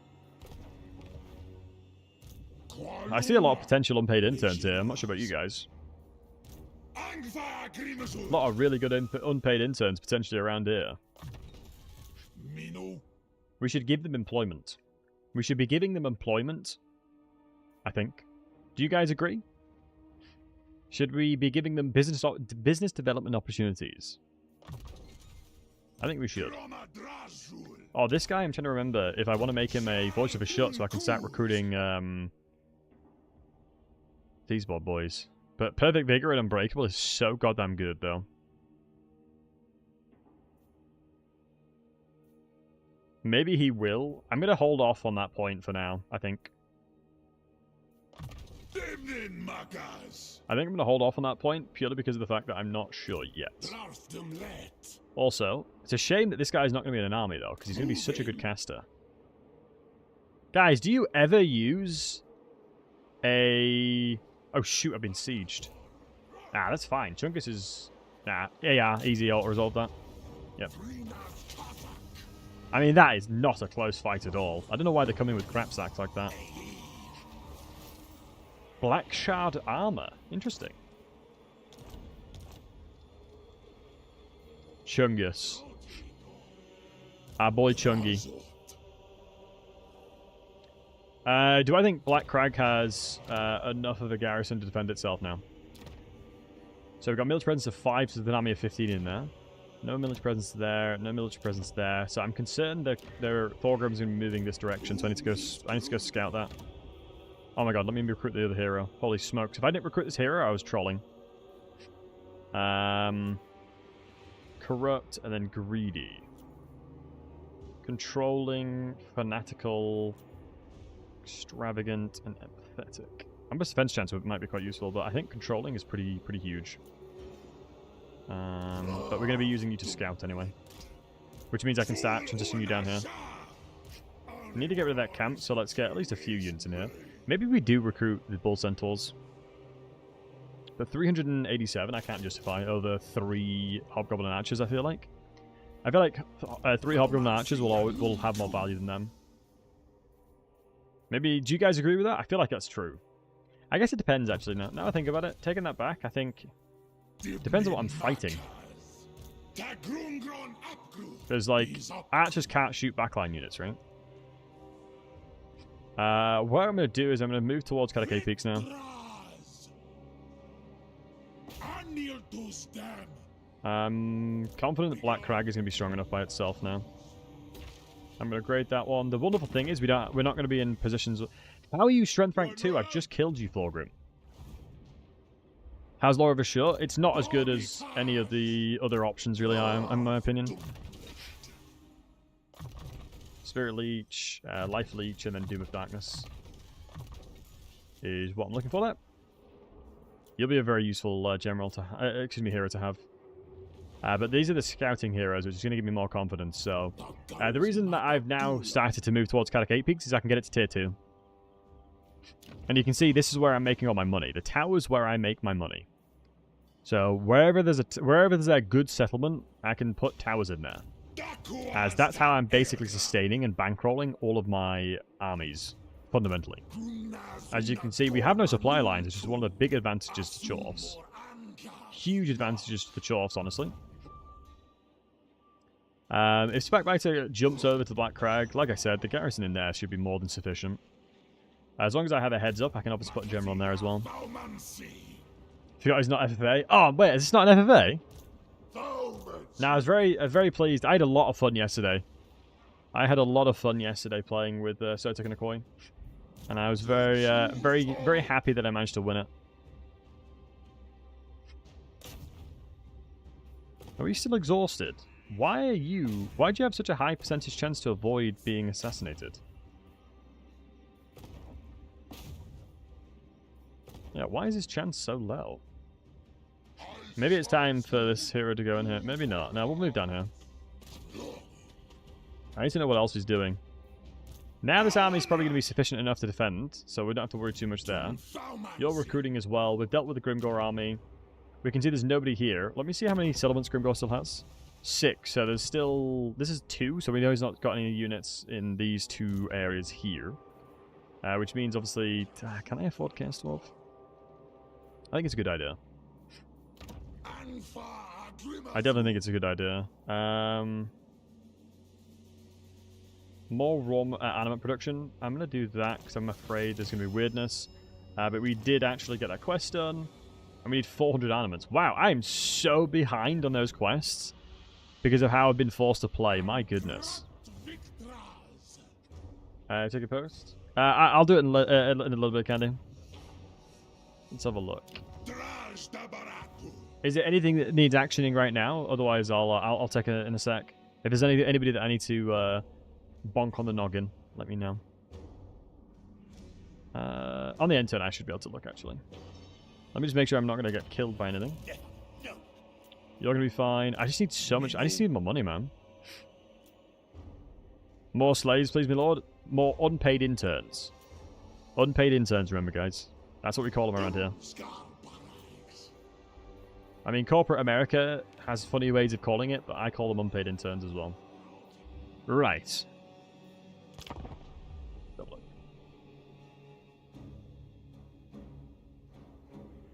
Oh, it's a campaign setting you're doing. To change where AI factions could start. Ooh, yeah, me and Akoi were thinking about this one, actually. I was speaking to Akoi and Sotek yesterday, and we were messaging each other that we can move where our start is. So we were thinking about maybe doing something on the donut, with factions that you wouldn't expect around the donut.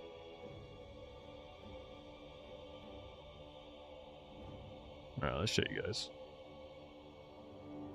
So you're saying...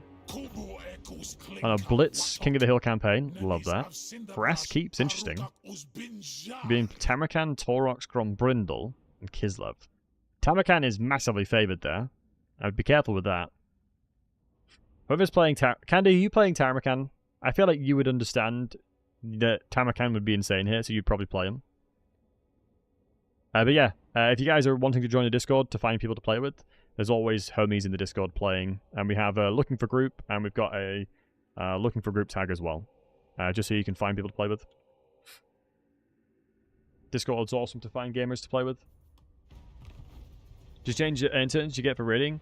No, I think you can still raid in that, but obviously in my specific campaign scenario, I've got to be very careful when it comes to putting myself at risk like that. Ooh, interesting. If I attack Queek here, I'll pull out the Karakate Peaks defense, which I'm not too worried about. Wow, you declined that. If I can get into the tower now, if I can attack the settlement... Oh, I can't attack the settlement. I wonder what this AI army is going to do. This is so weird that the AI is fighting me so much together. Like, it's almost like they are legitimately playing in a rigged way. Let me check Queek's strength rank. Yeah, he's weak. He's only got this army and potentially another one, so I don't have to worry about a super strong army backdooring now. The thing is, once I secure more of a border, I can start getting more provinces built out as well. Which is the goal. You're off to go scout this way. You're off to go scout over here. I'm trying to specifically keep into the area that I'm at, as to not get really screwed over by finding more factions to attack. Right. Where else are these unpaid internships? I wanna give these guys jobs, you know. I want to provide some business development opportunities for them here. Obviously, it's very risky me moving the way I have. I mean, I can technically be ambushed, but I'm relatively confident in my ability to defend that. Black Fortress is very well solidified and defended. This guy, I would love to be able to... I'll put him in the army if I need to. Ow! I've just realized there's an army here. I think... Ah, shoot, we're going to get the money bug. Am I recruiting anywhere? No, but that's really annoying. Let me go to you. I think as long as we get rid of 2 hobgoblins, it'll fix it. Yep. So basically, the money bug right now is if you don't have 2 turns of income, it will make you take attrition across the board, which is obviously not ideal. Which is obviously not what I'm looking for. Don't take the high elf island below boost elements by 10 to 15%. It's just right now, if I take that port, instantly Kugath will spot me. Kugath will spot me because of that. And I don't want to have to deal with waves of Kugath at the same time while I'm still trying desperately to defend against Queek. Okay, this army composition is not as scary. You just need to make sure to deal with the trebuchets. Hey, but I'm doing well. How are you, buddy? Yeah, it's one of those things where I'm having to try and think of ways to min-max my positioning. Because Drazhoath wants to transition his army to a secondary army, and then I have a lot of confidence that that army will do well. Yeah, I'm just in a bit of an awkward position right now. Just in a really awkward situation, unfortunately. In a really, really awkward position right now. I'm trying to push things out at the same time while getting myself as situated as I'm able to. With the summons, I'm going to do 2 rows here. Hey, Matteo. And then we're going to put the Khedive in the middle. And you guys will want to run out... Well, actually want to run out front, if I'm honest. You hold the back, and then you hold the front, and then you will deal with the catapults. If we can get a drop over here, we should be okay. I just need to make sure that the catapults aren't doing too much damage.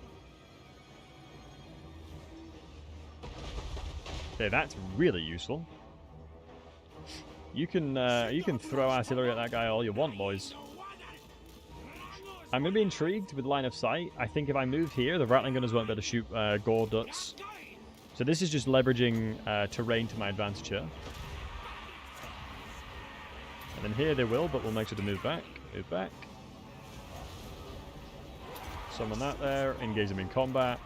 So always take a look at the map, right? Always be aware of what the terrain looks like, because you can really take advantages utilizing that, especially against heavily range-dependent factions, that's for sure. Heavily range-dependent factions will very much struggle against stuff like that. Yeah, that's not ideal that my boys up front are getting battered. Let's try and deal with that. I'm going to run straight up front. I don't think this is going to be that bad.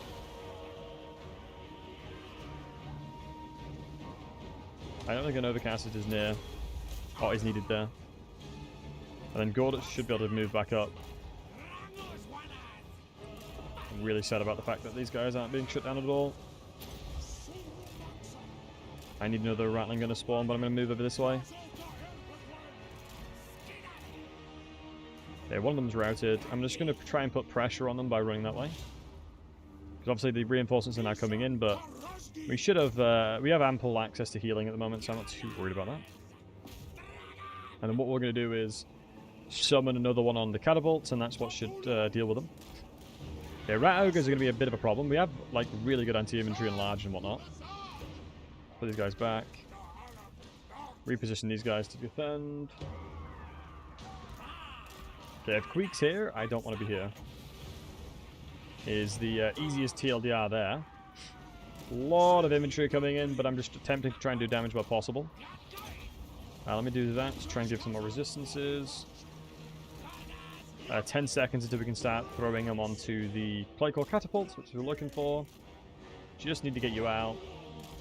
I'm also looking for opportunities to do damage. It's a good job Gordus is on a mount, because Queek is obviously struggling to hit him as much. Yeah, summon that bad boy right there. Gives us opportunities to do a lot of good magic too. As I'm assuming are we maximized? No, we're on 40% right now. Only 40%, but it's still pretty damn good. You can hold the flank, actually. I think that's actually a really, really good shout. So our barrier is going to be a little bit less. So barrier is dependent on your max HP. So obviously taking damage will reduce the amount of barrier you can have access to. Really need this Plague Core's dead. Okay, good damage on that side. Playing a traditional front to back here, I'm not too worried. I think Hobgoblins perform exceptionally well here. We're going to go guard mode just to make sure they don't run and chase stuff. If there's flanks like this, I'm going to need to just move like this to accommodate for that. Okay, the catapult over that side is going to be annoying, so I think one overcast should deal with it. Or we can just get Gordits to run away from these guys and run straight to it. I think that's probably the smarter play. If I flash bomb here, because obviously Queek is going to be really annoying. Oh my goodness, the damage there was brutal. Well, that is unfortunate. I honestly expected a little bit better from you there. Okay, that's okay. I just feel like if I'm not casting spells over here, I'm trolling. So let's go this side. A bit of a ratty tide here. Bit of a vermintide going on here, boys, but I think as long as we play it smart, we should be okay. We need to just try and deal with these rat ogres. They've got on a really nice flank on us here. Ah, damn it. I really need to get Gordits into action there. Hopefully we can keep them mobile and active. Not ideal there at all, but we'll need to send them in. Can we get the summon off here? We can, but they're going to be... I think I'm going to cancel that. The reason I'm going to cancel that is because they'll get shot at by the Rattling Gunners too much, trying to move into position. So I need to make sure that I can guarantee the damage. That's an overcast because of the fact that they're Storm-Dubbing, both of them. Please get these blunderbusses back. Damn their high veterancy because they're going to stay in combat for a long time. You go over there. As long as I keep pulling him, dragging him back with, I think we should be okay. Team flares over that side, you shoot over here. We're trying to shut down the Horn Rat here. Nice, double terror, big. Ooh, the routing now, the AI typically speaking doesn't fight routed units. So as long as, how many survive? As long as 5 of them survive, I think they'll be okay. So I need 5 of them to stay alive, and I think we're fine now. Oh my god, are the Rattling Gunners shooting them? Certainly have.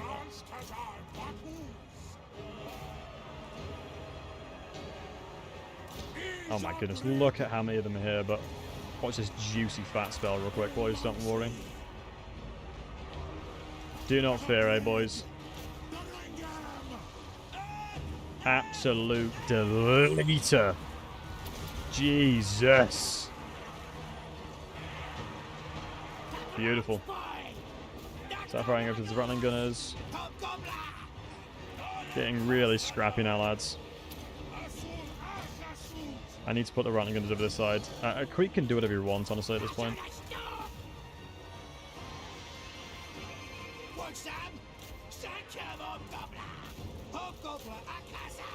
My magic is coming so clutch here. Gordits is not going to do too much about assassination, so I'm fine with that. Having to use these guys as a bit of a bolster for my front line. A lot of them still have relatively high entity models. It's just the fact that they've taken a lot of damage, so I need to make sure they don't get hit anytime. So anything that comes in, we're going to need to make sure that we're just pressuring as much as possible. But another catapult's going to be spawned in, so as long as I can deal with that, we should be fine. So I'm going to do a soft cast, not just yet, but maybe here, as they walk into it, for the Walk Grinders. Nice, because I still have a lot of winds of magic, so I don't need to be too concerned. I don't need to be too resilient with my magic, right? As long as we're killing Rattling Gunners and units akin to that, I'm fine. Let's go ahead and reposition now, I think. You guys have come back. Please get off the map. If they spawned onto them, and the AI killed them, that would have been such a smart gamer move by the AI, but thankfully they didn't do that.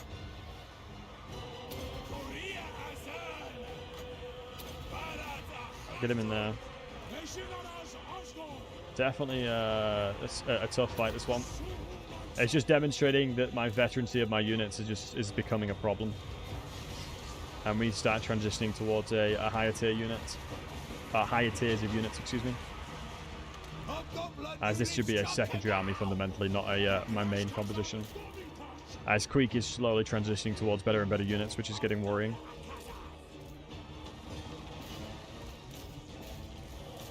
I'm going to send the Kadais in there. I'm going to help protect them as well.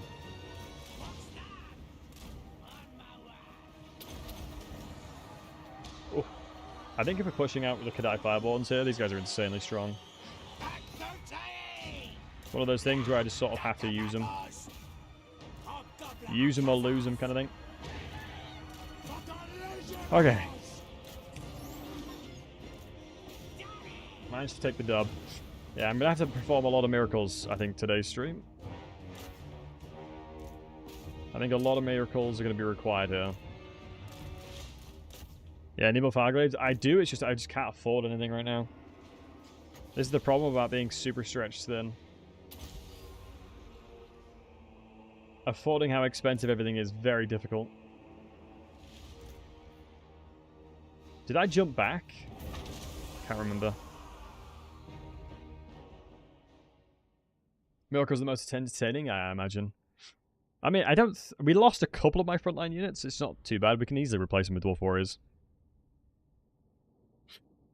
Yeah, there's a good chance we get attacked by the Greenskins after this one as well. As the Greenskin army is relatively strong.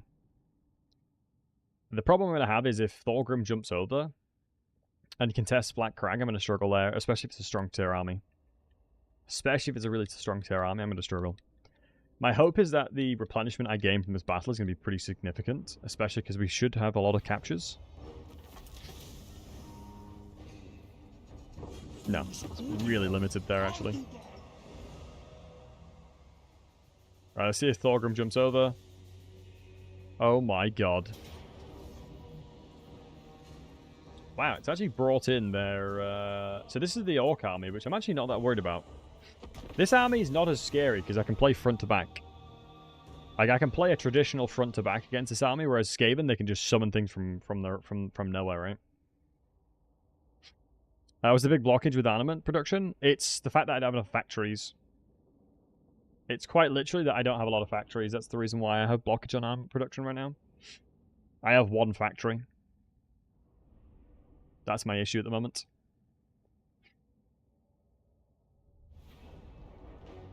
Yeah, no, there is a lot of Doom stacks that I have available to me. It's just more so that I'm just struggling to get to that point. As I'm going to get rid of all of my armament production that I'm giving, all my units, and then try and save up as much as I can. I actually don't think it was worthwhile sitting there. I believe they've attacked me, so this could be a cheeky little situation just like sitting here. Playing front to back, giving me enough time to actually do front to back as well. As Menace from Below is, well and truly a bit of a menace. Yeah, the unfortunate thing is obviously we lose a lot of high tier goblins we could have potentially used in a secondary army, but that's okay.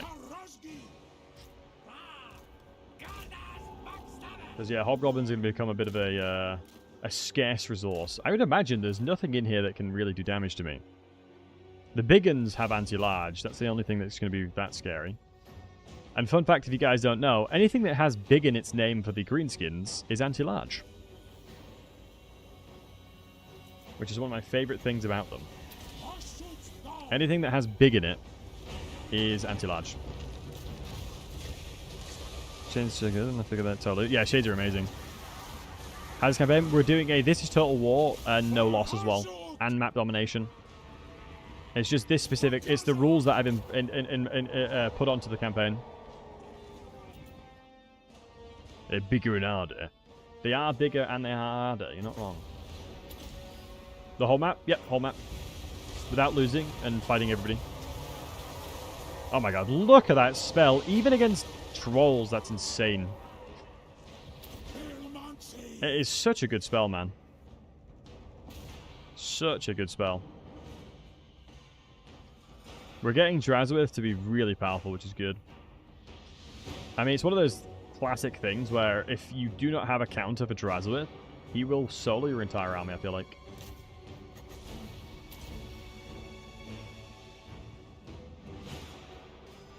Dear God. Let's get a potion healing trick in as well.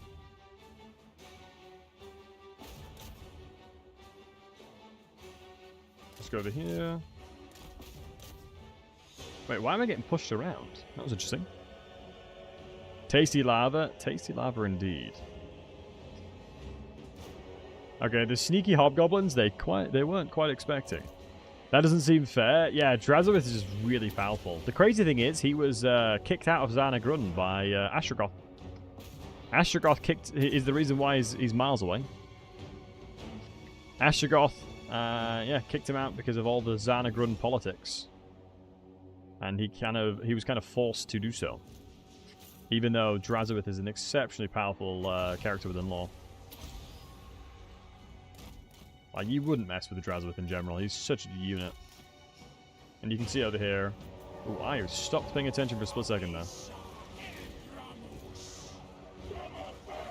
Yeah, these guys are fire attack, so they'll absolutely chop through them like butter. Yeah, I should have been paying more attention because I could have summoned the front line instead of having to use some of my health of my units, unfortunately. That should be Aminos bonus soon anyway. Yeah, there you go. Thorgan Drazhoath only have one settlement and spamming interns. And to defend my settlement, I just had the Lord. Ultra buff and the items to 1v1. Oh, really? That's awesome. Nice. Wait, why are the Skaven? Oh, of course, they have different balances of power. It's so strange the game determines that. But I don't think they'll be far behind. It's so funny that they do this, though. That they have different balance of power. But like I said, yeah, they're not going to be too far behind. It's definitely not in favor of yourselves.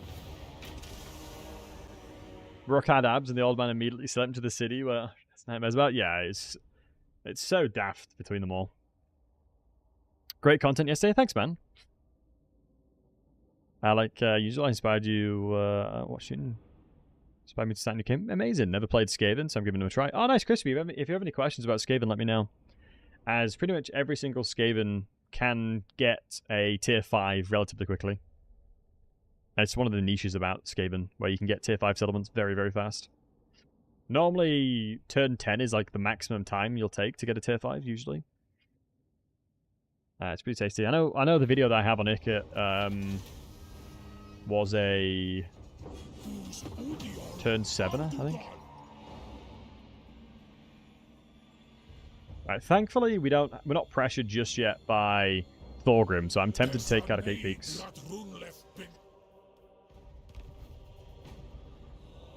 Campaign's kind of confusing how they work. Yeah, the food definitely is very confusing for the most part for players that are very new to them. Like, I'll be honest, when I first started playing Skaven, I started playing Legendary, and I lost. Oh, I didn't lose per se, but I struggled, let's say, for 3 campaigns. 3 campaigns on Legendary, I struggled with Icket Claw. And I just had to learn by losing, honestly. I just took bad fights and figured out what was bad, what was good, but Icket Claw's a little bit of a different case, because he's very much a, you know, I run at you. Oh no, I stand here and shoot you all to death. Kind of vibe. If I attack these fellows on the outside, it'll probably make it a lot easier for the siege, so... Unless I think it's going to be easier for me to siege the settlement specifically. No, I think attacking the outside army is going to be smarter. Because then that'll allow me to drag them out of the siege, and then I can easily take the siege after that one.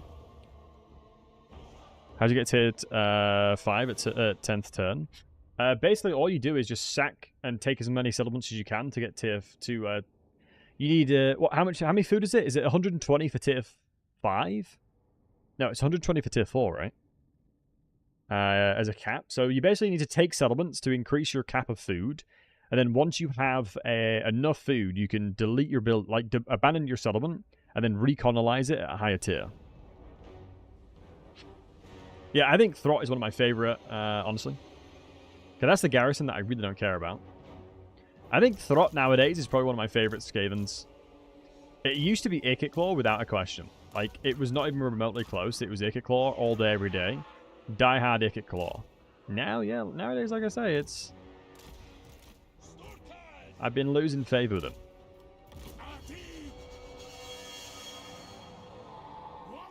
Level 230, 60, 90, 120. Yeah, thank you, Yagmi. And it's not too difficult. It's only like 5 or so settlements to get enough food that you need. It's not as much food as you may expect. Let me just jump into the middle of a melee. Come on, you cowards, fight me.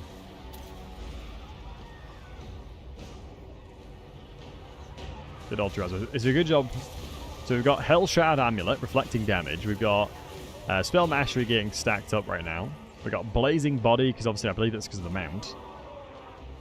Oh, I should not have put these guys here, if I'm honest. They will very quickly, most likely, die. Let's Flash Bomb and get the hell out of here. Hit him with a Flash Bomb and you leg it. Yeah, I can heal the majority of this damage, so I'm not too worried just yet. Yeah, what's everyone's favorite Skaven, actually? I'm actually relatively intrigued. What do y'all like playing Skaven-wise? I feel like if I asked that beforehand, everyone would just say Ichor. And if we were playing Warhammer 2 right now, everybody would say Ichor. Like, it'd not even be remotely close, I feel like. But now, since there's a lot more variety between them, I definitely think, you know, the rest of them have a you know, chance to shine. Because I actually quite like Eshin. Eshin's quite fun. Yeah, Snitch he's good fun, man. That lava did not seem fun. Courage Bug is frustrating. Yeah, there's quite often you don't get him in your campaign. Zulu. You don't know the games, you pick the first guy. Is that Queek who's the first guy? Yeah, Queek is pretty strong. Queek is pretty good. They all have their own unique elements that make them good, which is pretty cool. Only good Skavens are dead Skaven. You have not shamed your ancestors this day, it seems.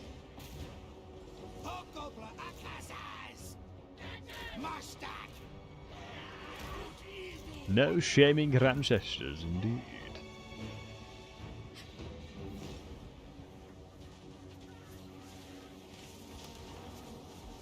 He went one with an Orc boss and his butt. Yeah, Queek is a very, very good duelist against other small entities. Scorched Earth with raising settlements, so you don't battle on many fronts. I like that. Yeah, I wanted to make sure that I was playing at least in respects to my victory conditions, which were taking very consolidated fights. I'm getting to the point now where I need to transition this army over to a secondary army and then start getting Infernal Guards, but my armament production has been halted because I don't have many factories. But we'll get there. We'll get there. You know what I'm going to do? I'm just going to land here. I really don't hate the fact that Drazhoath can just sit here and tank for everyone up front, because I think I have loads of fire resistance and loads of missile resistance and physical resistance. So I'm reducing the damage by max right now, basically. So missiles aren't that much. Yeah, the missiles aren't that bad right now. Let's go ahead and get some healing going on. Oh shoot, I completely forgot about those Kadai Fireborns.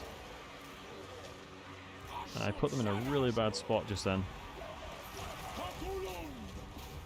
I have to kill the Rattling Gunners.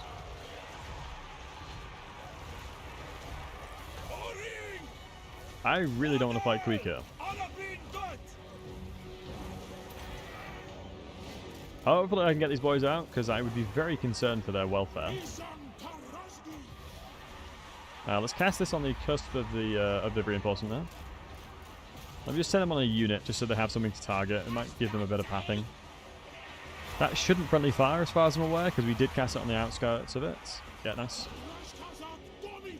I really do want to kill the Rattling Gunners, in truth, but equally, I really need to kill Queek.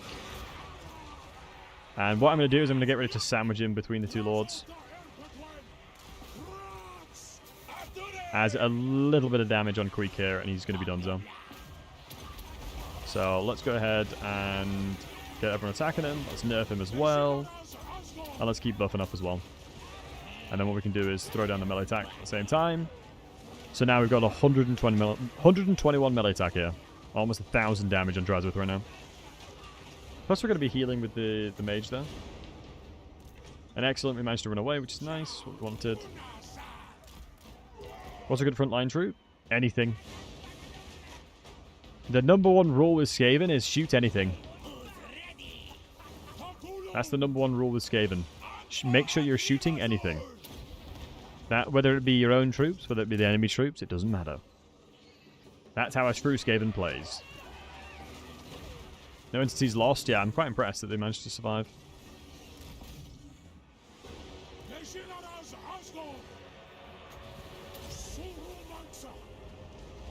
There are no... Honestly, Skaven is the really unique in that. There is very limited frontline. You just... Honestly, your Plague Monks are your frontline. Summoning... Yeah, your Plague Priests, excuse me. They summon... Yeah, they'll summon your Clan Rats from Vermintide. Like, late game Skaven is a vastly different experience from what most traditional factions will play like. Can Valkyria fight non-large single? She's centralized mainly. Yeah, she can fight anything. She's a very good duelist. She's got her items that make her take no damage, and also she has her wind attack that goes through them as well. As with anything, you know, she's got really good infantry killing, but you know, if she's against elite infantry, she'll struggle. Just as any faction Legendary Lord would. The assassin spam? Yeah, I'm a big fan of the way that you can build them. Because you use your first non-Empire campaign. Oh, really, Luke? I like that. But yeah, just make sure you're being careful with Valkyria. But I think as long as you're putting them in situations that's not terrible for them, yeah, they absolutely can be fine. Let's chuck this all the way up to... Oh my god, you're kidding me. Alright, we backspace to make sure that we didn't do as much movement. I sacked it on purpose. And I'm going to go ahead and execute the Conquering Influence, so we've got enough to make a tier 4 here. Bosh. Good. It's a shame that's such a bad overall trait. Let's make some money. Hey, Neurosis, good to see you, buddy. Hope you're doing wonderful as always, my friend. Go garrison. Replenishment rate. And honestly, the prototype, I think it's going to be so goddamn useful. Okay, this guy looks like he's got a really good army. What I'm probably going to need to do is make sure that we're having a little look together there. We're fine on the right, on that flank. Where the hell are your armies? I think he's bringing all of his armies over the left flank now, so Drazhoath has got a lot of work to do, which is not good. If we go over here, we do have Death Pass, which is split with the Labourers currently, so we could technically upgrade to tier 5. Just bought the game yesterday, never played this game. Type of any tips? Play the prologue, my friend. Riz, the prologue is really, really good. They made the prologue very, very, very good for beginning players. But welcome into the game. Guys, let's have a hearty welcome for Riz in the chat. Rise in the chat. Rise 44. Let's give him a warm welcome to the Warhammer community. Everyone say hello to him in the chat. Everyone say hello. And it's always nice to be nice, you know? Welcome. That's certainly one way of saying hello. Did I decide? What did we decide? We decided that we wanted to put into Katakate Peaks, and we'll need to put 3 in there. So we need 300 labourers in there. Bum, bum, bum. 8 peaks. Bum, bum, bum. Yes. And then, yes. Yes for the replenishment, and yes for the money. We decided that we want to go into probably buffing my troops at this point. We're going to be fighting dwarves, and so I would imagine buffing up my Hobgoblins is probably not a terrible idea. But then again, firing drill is going to be beneficial for both sides, I think. So the community is not as bad as it is.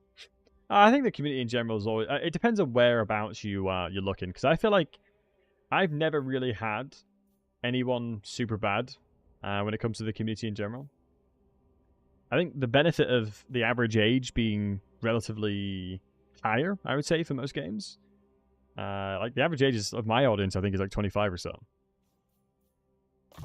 And so, yeah, we're a lot more mature as we're a wee bit older. Have I even done his quests? I've done all his quests, haven't I? Yeah, I did all his quests. What is it? Neurosis, because I also have a keybind guide on my YouTube channel. Could rush construction. Single player. Yeah, I mean, if you... I feel like anytime there's multiplayer things involved, anytime there's like, I guess, anytime there's multiplayer events and multiplayer things, obviously certain people can be competitive, right? Is it even worth recruiting laborers? At least we're now getting armaments production, which is good. Go to What the Dog knows, James. Take it easy, bud.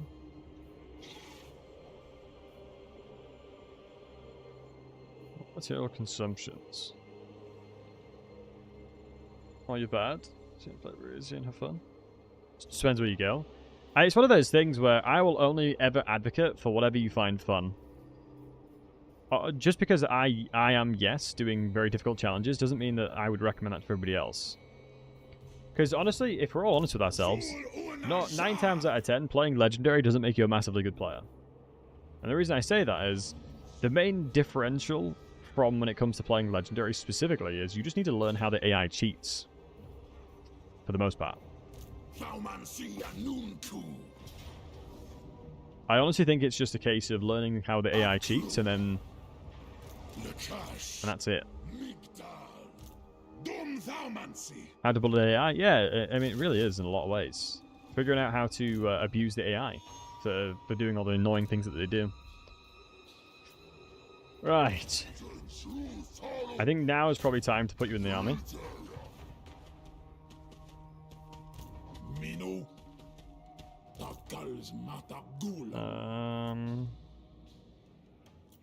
Yeah, I think the hero will actually be really useful. It'll just be another frontline unit that I can depend on.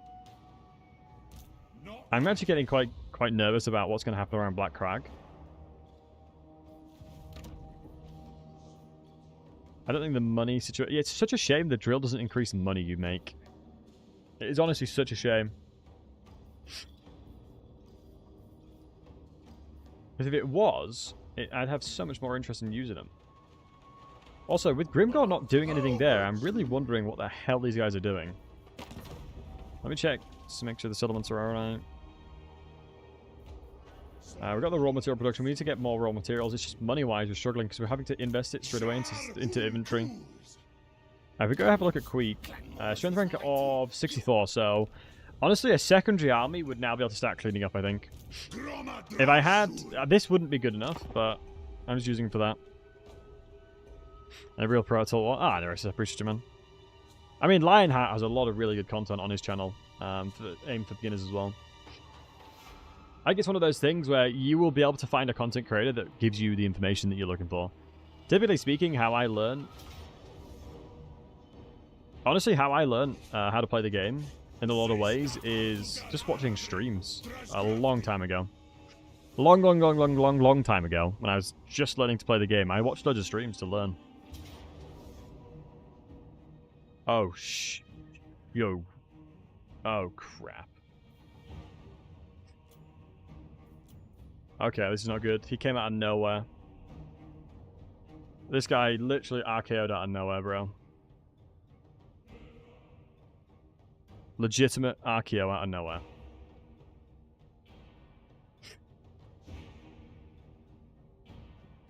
And look at the hammers, man.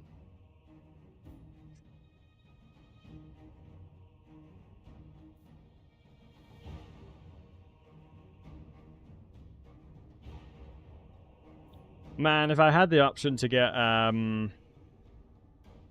It's a shame that the settlement's really bad at defending. I mean, the good news is they don't really have any single entities that I'm going to struggle to kill.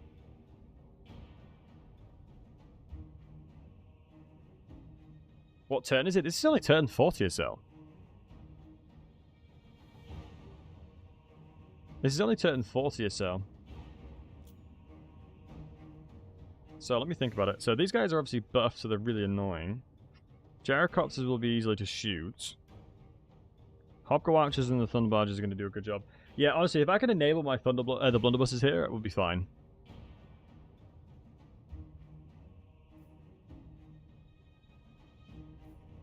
If I can enable the blunderbusses here, we should be okay. Alright, wish me luck, boys. Wish me luck. Let me get a prediction on the little Twitch side as well. I think this is going to be a pretty difficult fight overall. We'll have to wait and see. I think we're gonna have to wait and see how we need to approach this one, because in a lot of ways, I think, yeah, there's gonna be a lot of complexities, that's for sure.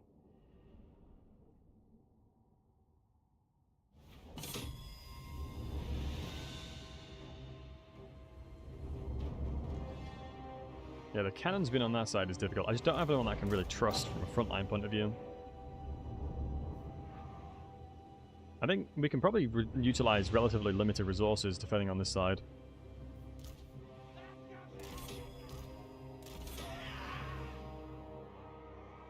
We can probably utilize relatively limited resources on that side. What would shoot us? I mean, it could be a blunderbuss angle on this side, but I'm just afraid the cannons will get us good there. I'm not a fan of this territory. Not a fan of the terrain, though. I won't lie to you, lads. I am not a big fan of the terrain. I think a tier 3 tower, just to start activating that, would be a good idea. The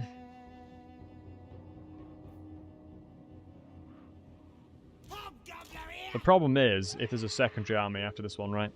If there's another army after this one, I'm going to be in a lot of trouble.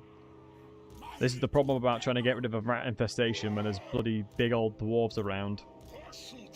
I'd have learned, if I had my hero involved and in a position to defend, we might have been okay. Like having a hero really close by, because we have no magic. Any magic here would be so useful. Like a metal mage would have been unbelievable. Like the difference between a metal mage and no metal mage is huge.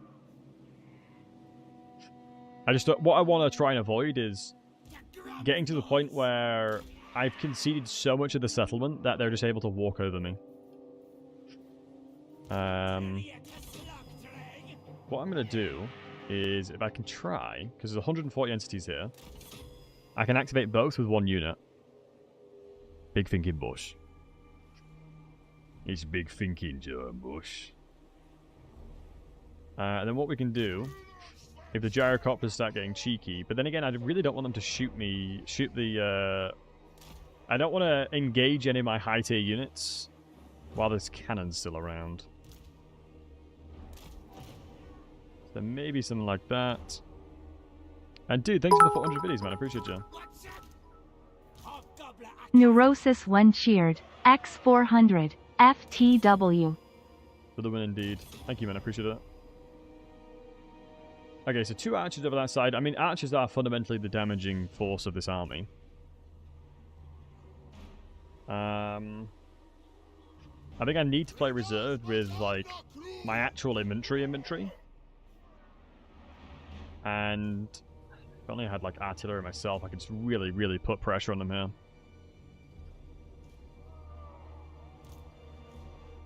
I don't know where's going to be best for these guys. Maybe as another supporting unit for the gyrocopters, I suppose. As they'll die relatively fast. So my goal here now is to make sure this is defended. And thank you for another 100. I'll need to make sure this is defended. Neurosis 1 cheered. X100. Missed 100. I need to make sure that's defended as much as possible. Anytime they come close to the artillery, I need to make sure that they're pushed back. Because the blunderbusses will get outshot by everything on this side. If I can attack the Thunderers, I'm probably going to shoot the Thunderers. Because then again, I feel like melee units are way more oppressive in these situations. Right, wish me luck, boys. The end of the campaign may be here. Instantly shoot the cannons with everything we can. You guys shoot the troll drakes. I suspect the gyrocopters will run over. We have the blunderbusses nearby if the gyrocopters sprint over to us. Getting shots into them straight away, which is nice.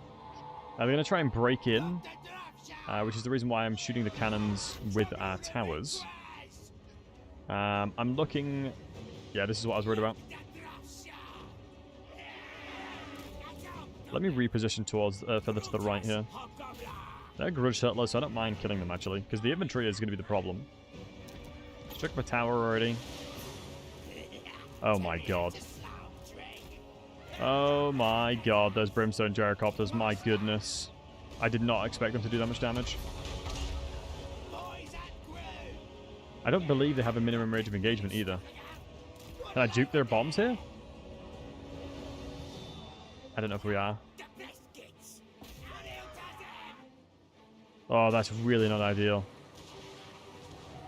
I'm kind of getting crushed by this one brimstone dude. Okay, not ideal, not ideal. Alright, let's start moving back now. I think I've utilized the walls as much as we can. Please, for the love of God, get rid of this. I'm in desperate need of this cannon to go down as well. No, they're going to break through the wall here, looks like. I just couldn't justify having the blunderbusses nearby. I really should have done, though. Massive mistake by me. Massive, massive, massive mistake by me there, though. I just need these gyrocopters and the cannons pressured, though. Oh, you're going to have to go the other way, lads.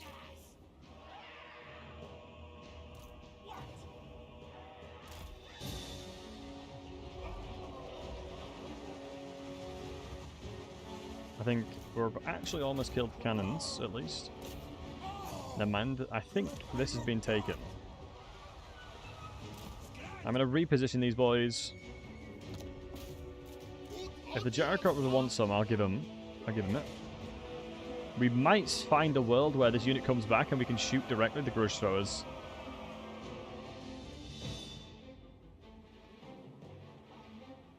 There is a world where I see that happening.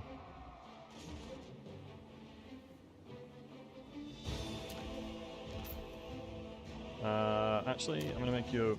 Damn it, I was going to say I'm going to make you a barricade. I'd rather that. I'll move you over that side.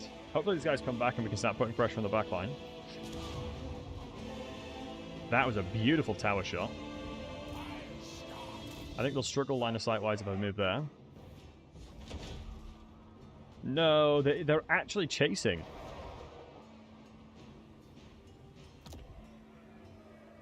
Losing this tower will be insanely detrimental. But they're being so inaccurate, my goodness. I have to rebuild it to tier 1. I can't afford losing it, as I really need as much pressure as possible from that side. Please come back, for the love of God, hobgoblins. I am desperate for you to come back, otherwise I'm just dead. Right, I need to think about this one now. Panicking a little bit, because of the way that this is just going so badly so quickly. Really need that to come back, if possible. Where's the gyrocopters gone? Where's the gyrocopters gone? We just figure out where they've gone. Okay, they're there, that's fine. Let's have a look around. Let's get this tower engaged. I just don't know why they're not coming back. This is so insanely useful if they did. I guess the hammers is delaying them. I'm going to pull back over here them. I mean, the good news is these guys are actually extremely armored, so I'm not too worried about them. Let's get a barricade up there when we get a chance. That's really unfortunate.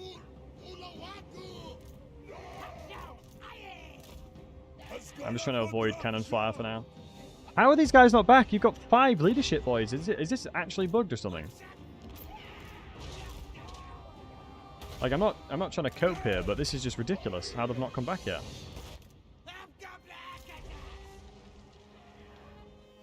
This is actually ridiculous.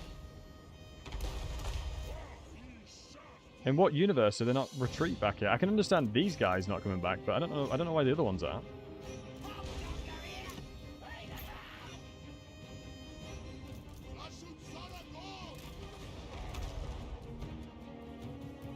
Yeah, why the hell are these guys not back? Why are they now minus 18 leadership? Man, this is so rigged. Okay, these guys are back now. Okay, what I need to try and do, because I can't hold the traditional front line now. What I'm actually going to try and do is just bring these guys around.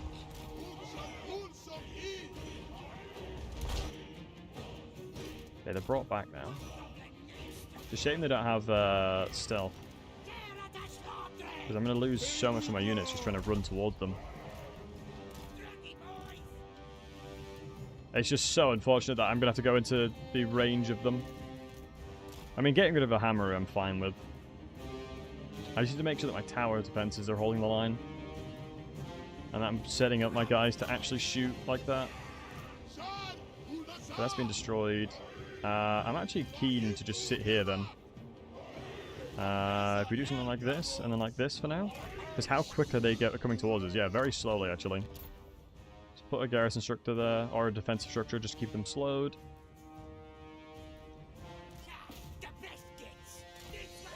I'm hopeful that they're going to funnel through here. If not, let's move you here. Damn it, the towers are coming through. The catapults are coming through now. Let's move through.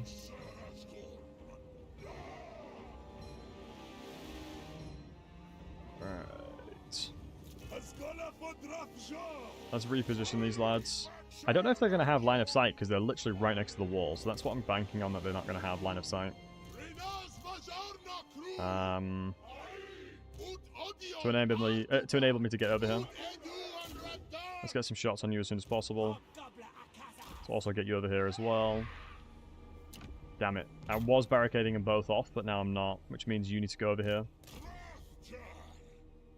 You need to protect this side now, lad. You get in the walls. Artillery is not doing anything of use just yet. I mean, honestly, if we do this, reposition you guys this side, reposition you guys this side, the blunderbusses are going to be able to fit right in there. Crap, thunders are here. Any way I can run through, actually. But ironically, I think it's my own, like one of my best plays here. Okay, nice step with the grudge throwers. Okay, they're going to be coming on their way in a second. Which I'm probably going to try and position them up here and then put the barricades down now. No! Push through, push through, push through, push through. That's exactly what we need. Push through towards the Thunderers. Where are you going, boys? Where are you going? This way, this way, this way! What is this pathfinding? Come on, boys. Come on. I'm having to absolutely babysit them while they're shooting my most precious unit right now. That is not ideal at all. Right, now you move up. You reposition. Let's take an account for what's happening. You push up, try and shoot these guys. They're going to struggle inside of the settlement now, at least. Are you on a rune? Anything rune thingy? No, you're not. Alright, at least we've shut down the Thunderers now. You can move that way. You can position backwards. You can go this way. We have a lot of front line that's still available to utilize here. What I'm half tempted to do is just rebuild this into this one, and then just start firing now. Yeah, at least we're shutting down the Thunderers now. That's been taken, because I think they've captured it. I honestly think the General probably will potentially die before he gets close, which I'm hopeful of. Please, come on, for the love of God. Okay, that's a really, really big bonus that we needed. Alright, so make sure you're dead. Please don't get through. Okay, that's really good for us. Okay, hammers are being dealt with, thunders are being dealt with. Their artillery is now doing dumb things, so let's pull back out. One sec, darling. I'll start shooting hammers, shooting here. Look here. BTLC Elu. Let's reposition these guys now, I think. Okay, they're shooting that now, that's fine. Let's keep trying to pressure them as possible. And thank you for resub, I appreciate it too. Go here. We've still got a lot of units in reserve, so I'm not super worried just yet. We should win that fight there. Shoot the Thunderers to push them back. Let's get somebody plugging the hole here as well.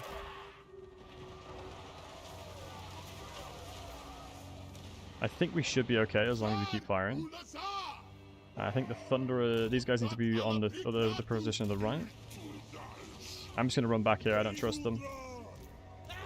Let's reposition, actually, let's all run this way. And then you get in position to shoot to protect everybody. I think that's the smartest thing for me to do. Hammers and hammers again. Let's just go all the way back to the point, honestly. Let's just go all the way back to the point there. I'm happy them coming to this side. Please keep running back, boys. Might need one of you to... Hobgoblins sacrifice there, actually. Reposition to the front line. I need you guys to run towards the right now. And then we're going to open up a firing box here. I'm going to put a barricade here. Second these guys get close, please batter them.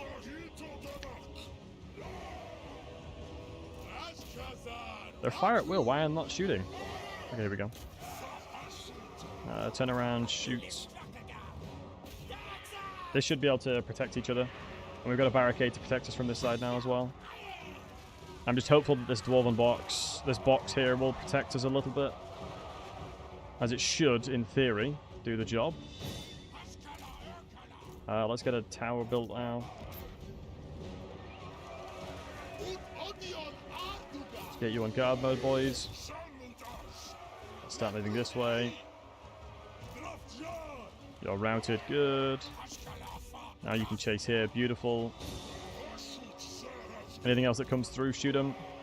You just need to hold the line for long enough just to delay them.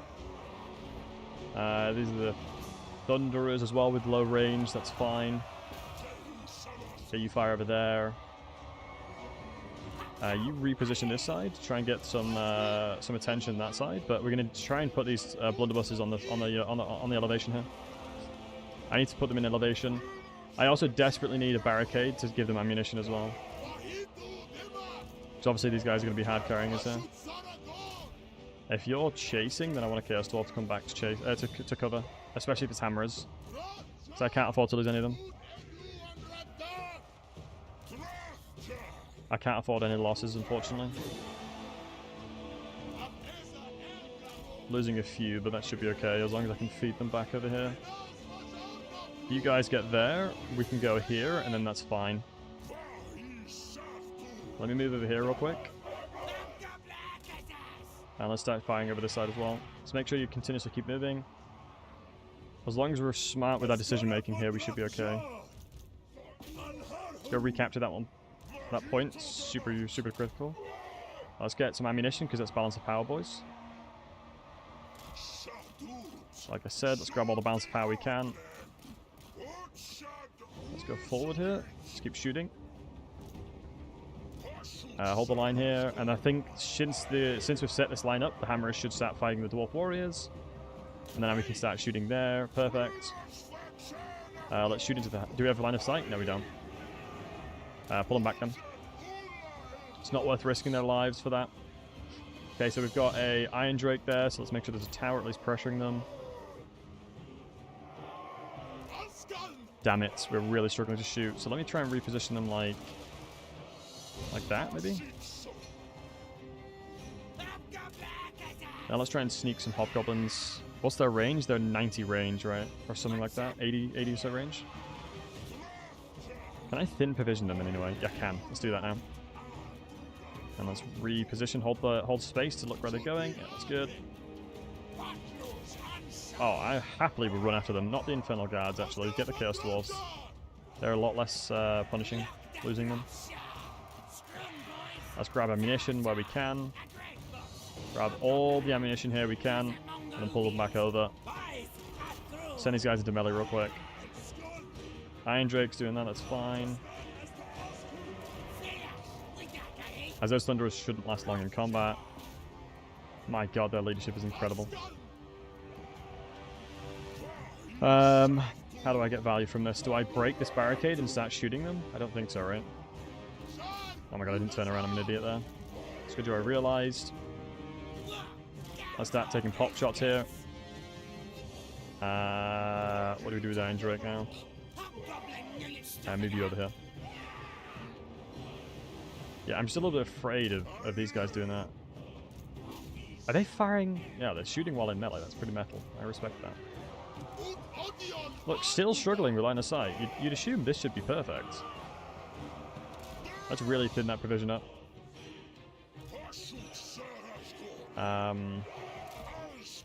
Nice, we can recapture that, and that would be huge.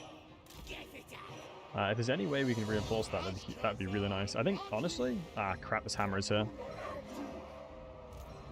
I think we're going to give a couple more volleys here. You'd assume the elevation would be completely fine, but it really wasn't. I need the blunderbuss over this side, or otherwise I'm in trouble. Sorry.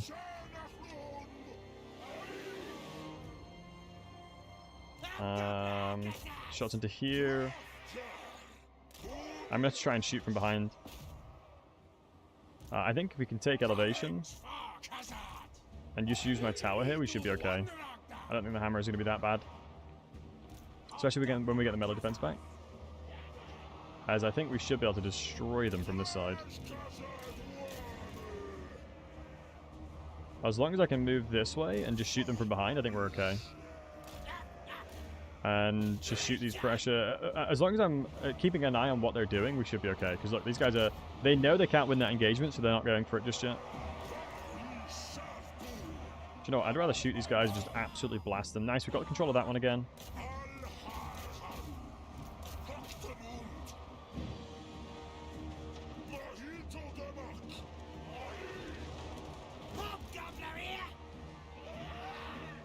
Alright, let's start getting shots in here, because these guys have done such a good job holding the line here. Right, nice, you've done a good job there. Let's pull back and defend that. Let's get a tier 4 in there, I think. Nice, dealt with you guys now. One more volley to ensure that we've got maximum casualties in their unit that actually dies, because there's a lot of high tier armies that I'm dealing with here. Chase you over there. Now what I'm going to do is I'm going to reposition here and shoot, and then reposition and shoot. Let's get those Dwarf Warriors on the back. Let's start shooting into the Dwarf Warriors here now.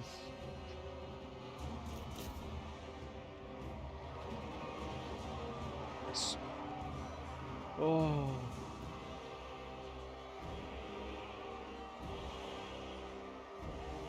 Yeah, the towers had no idea what to do.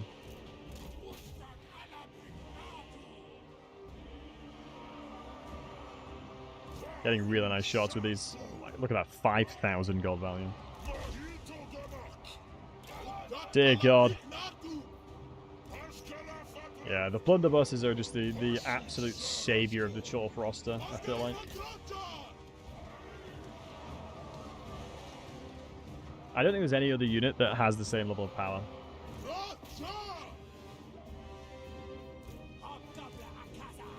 I don't know if I need to actually come and chase this.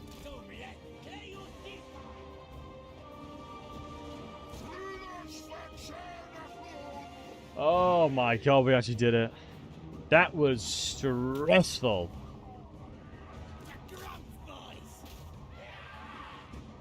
That was a stressful fight, my guys. Let's make sure these Iron Drakes get killed. I really got worried at one point there, though, honestly. Really started to worry about the outcome of that fight, especially with the way the cannons are really suppressing me.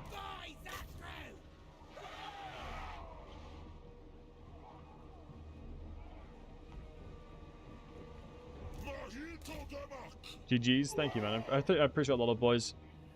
You know, these dubs are dedicated to you wonderful folks.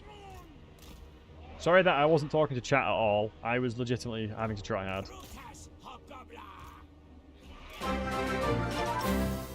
Yo, Septicles, thank you so much. Appreciate the crusade of kindness. Hope you have a great stream. I hope you had a lovely, lovely stream. Welcome in, everybody. Let me give you a shout out. Some rough fights today? Yeah, I think there's going to be more and more like this, unfortunately. Don't think you could have won that fight without our moral support. Absolutely. Without you guys, I wouldn't have won. Absolutely. But yeah, I hope you had a great stream. What were you playing? We've just come off of a really brutal battle. You raised 1,351 for charity. Oh, that's amazing. Well done, buddy. That's amazing news. That is absolutely awesome.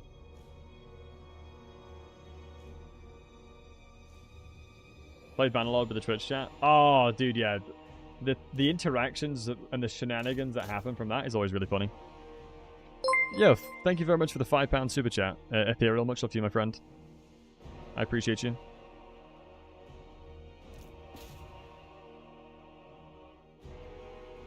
This is what a proper Warhammer fight is supposed to look like.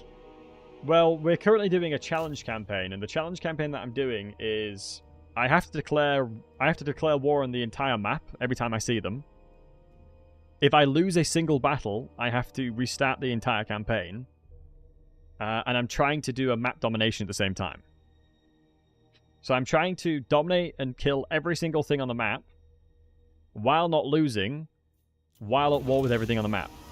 So it's I've given myself a pretty difficult challenge. It was such a good high tier army as well. That was terrifying. The gyrocopters were way better than I thought. Thanks for the win. Great vibes. As a congrats for that win. Also thanks you for the content and the great vibes you always have and give and keep around this stream. Much love to you, man, Matthew. I really appreciate the support, my friend. Thank you for all the follows and the subs and the love, guys. Appreciate y'all. Just started the first Warhammer campaign. This is nuts. Keep in mind, I've played the game since Warhammer 1, and I've played it a lot. This seems like pure... yeah. Just a rat boy. I love Skaven. Skaven were one of my very first Warhammer 2 factions that I played. I'm a big Skaven fan. Hopefully I can take regeneration, otherwise I'm going to be in trouble. As long as his units aren't dead, we'll be fine. He loves it. I finished a campaign where I didn't spend money and I didn't lose a battle. That actually wasn't too bad. Generally, that wasn't that bad. I was playing as Nakari, and it wasn't as bad as it sounds.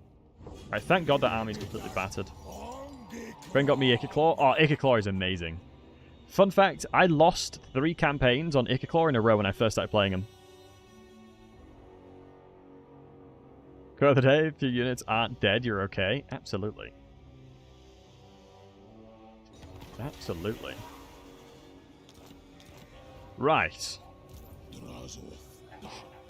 My goodness, this campaign's getting spicier and spicier. I'm gonna have to think about my next moves, honestly. I'm getting close to losing. Have I met anybody from that? No.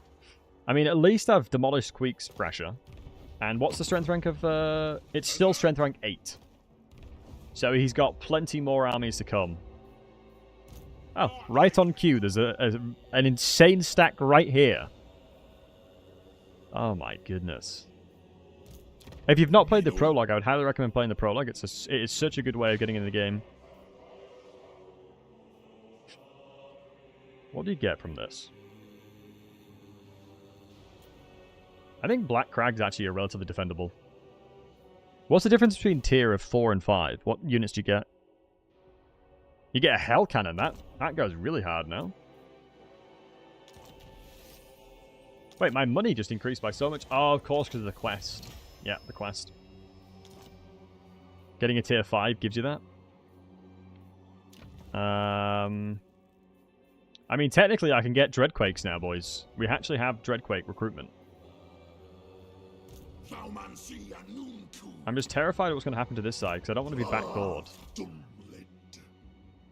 I probably shouldn't be running this way, just in case I meet Tamarkan. But it's good to know what's happening over here. Have you been cheesing and selling settlements? No, I haven't at all. I haven't been selling settlements as I can. You know, Warhammer player like myself, remember Gear 1? Wasn't fondly. I played dwarves in Warhammer 1. I didn't really play the vampires with the infinite healing and stuff like that, so I think my Warhammer 1 gameplay was very diminished, and it wasn't exactly vast. I was just playing dwarves with the main. Let me make sure to save this, bad boy. My goodness.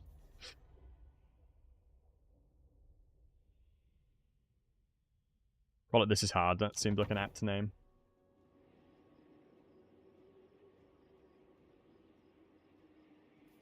Right. Yeah, I think I'm going to have to go to the drawing book before I lose the campaign. How many battles have I done at this point? I've done 52 battles so far. Because of this fun, I highly recommend play the prologue. Yeah, the prologue is amazing. Right. Boys. So, I'm Broken Helix, thanks for all the follows. Alright. What we're going to be doing is something very memey. And the only reason I'm going to be doing this is because I thought it was really funny. But to the YouTube chat, thanks for watching. Appreciate you guys. Much love to you all. We're going to be playing. You're going to laugh, but Fortnite. Fortnite have sponsored this bald RTS player to play their game for 2 hours, and I thought it was so funny I couldn't deny it. But yeah, thanks for watching, guys, on the Tuber side. But on Twitch side, don't go anywhere. If you want to support me on the YouTube side, come watch the Twitch. But guys, if any of you have Fortnite, I'll have to play with you. Right.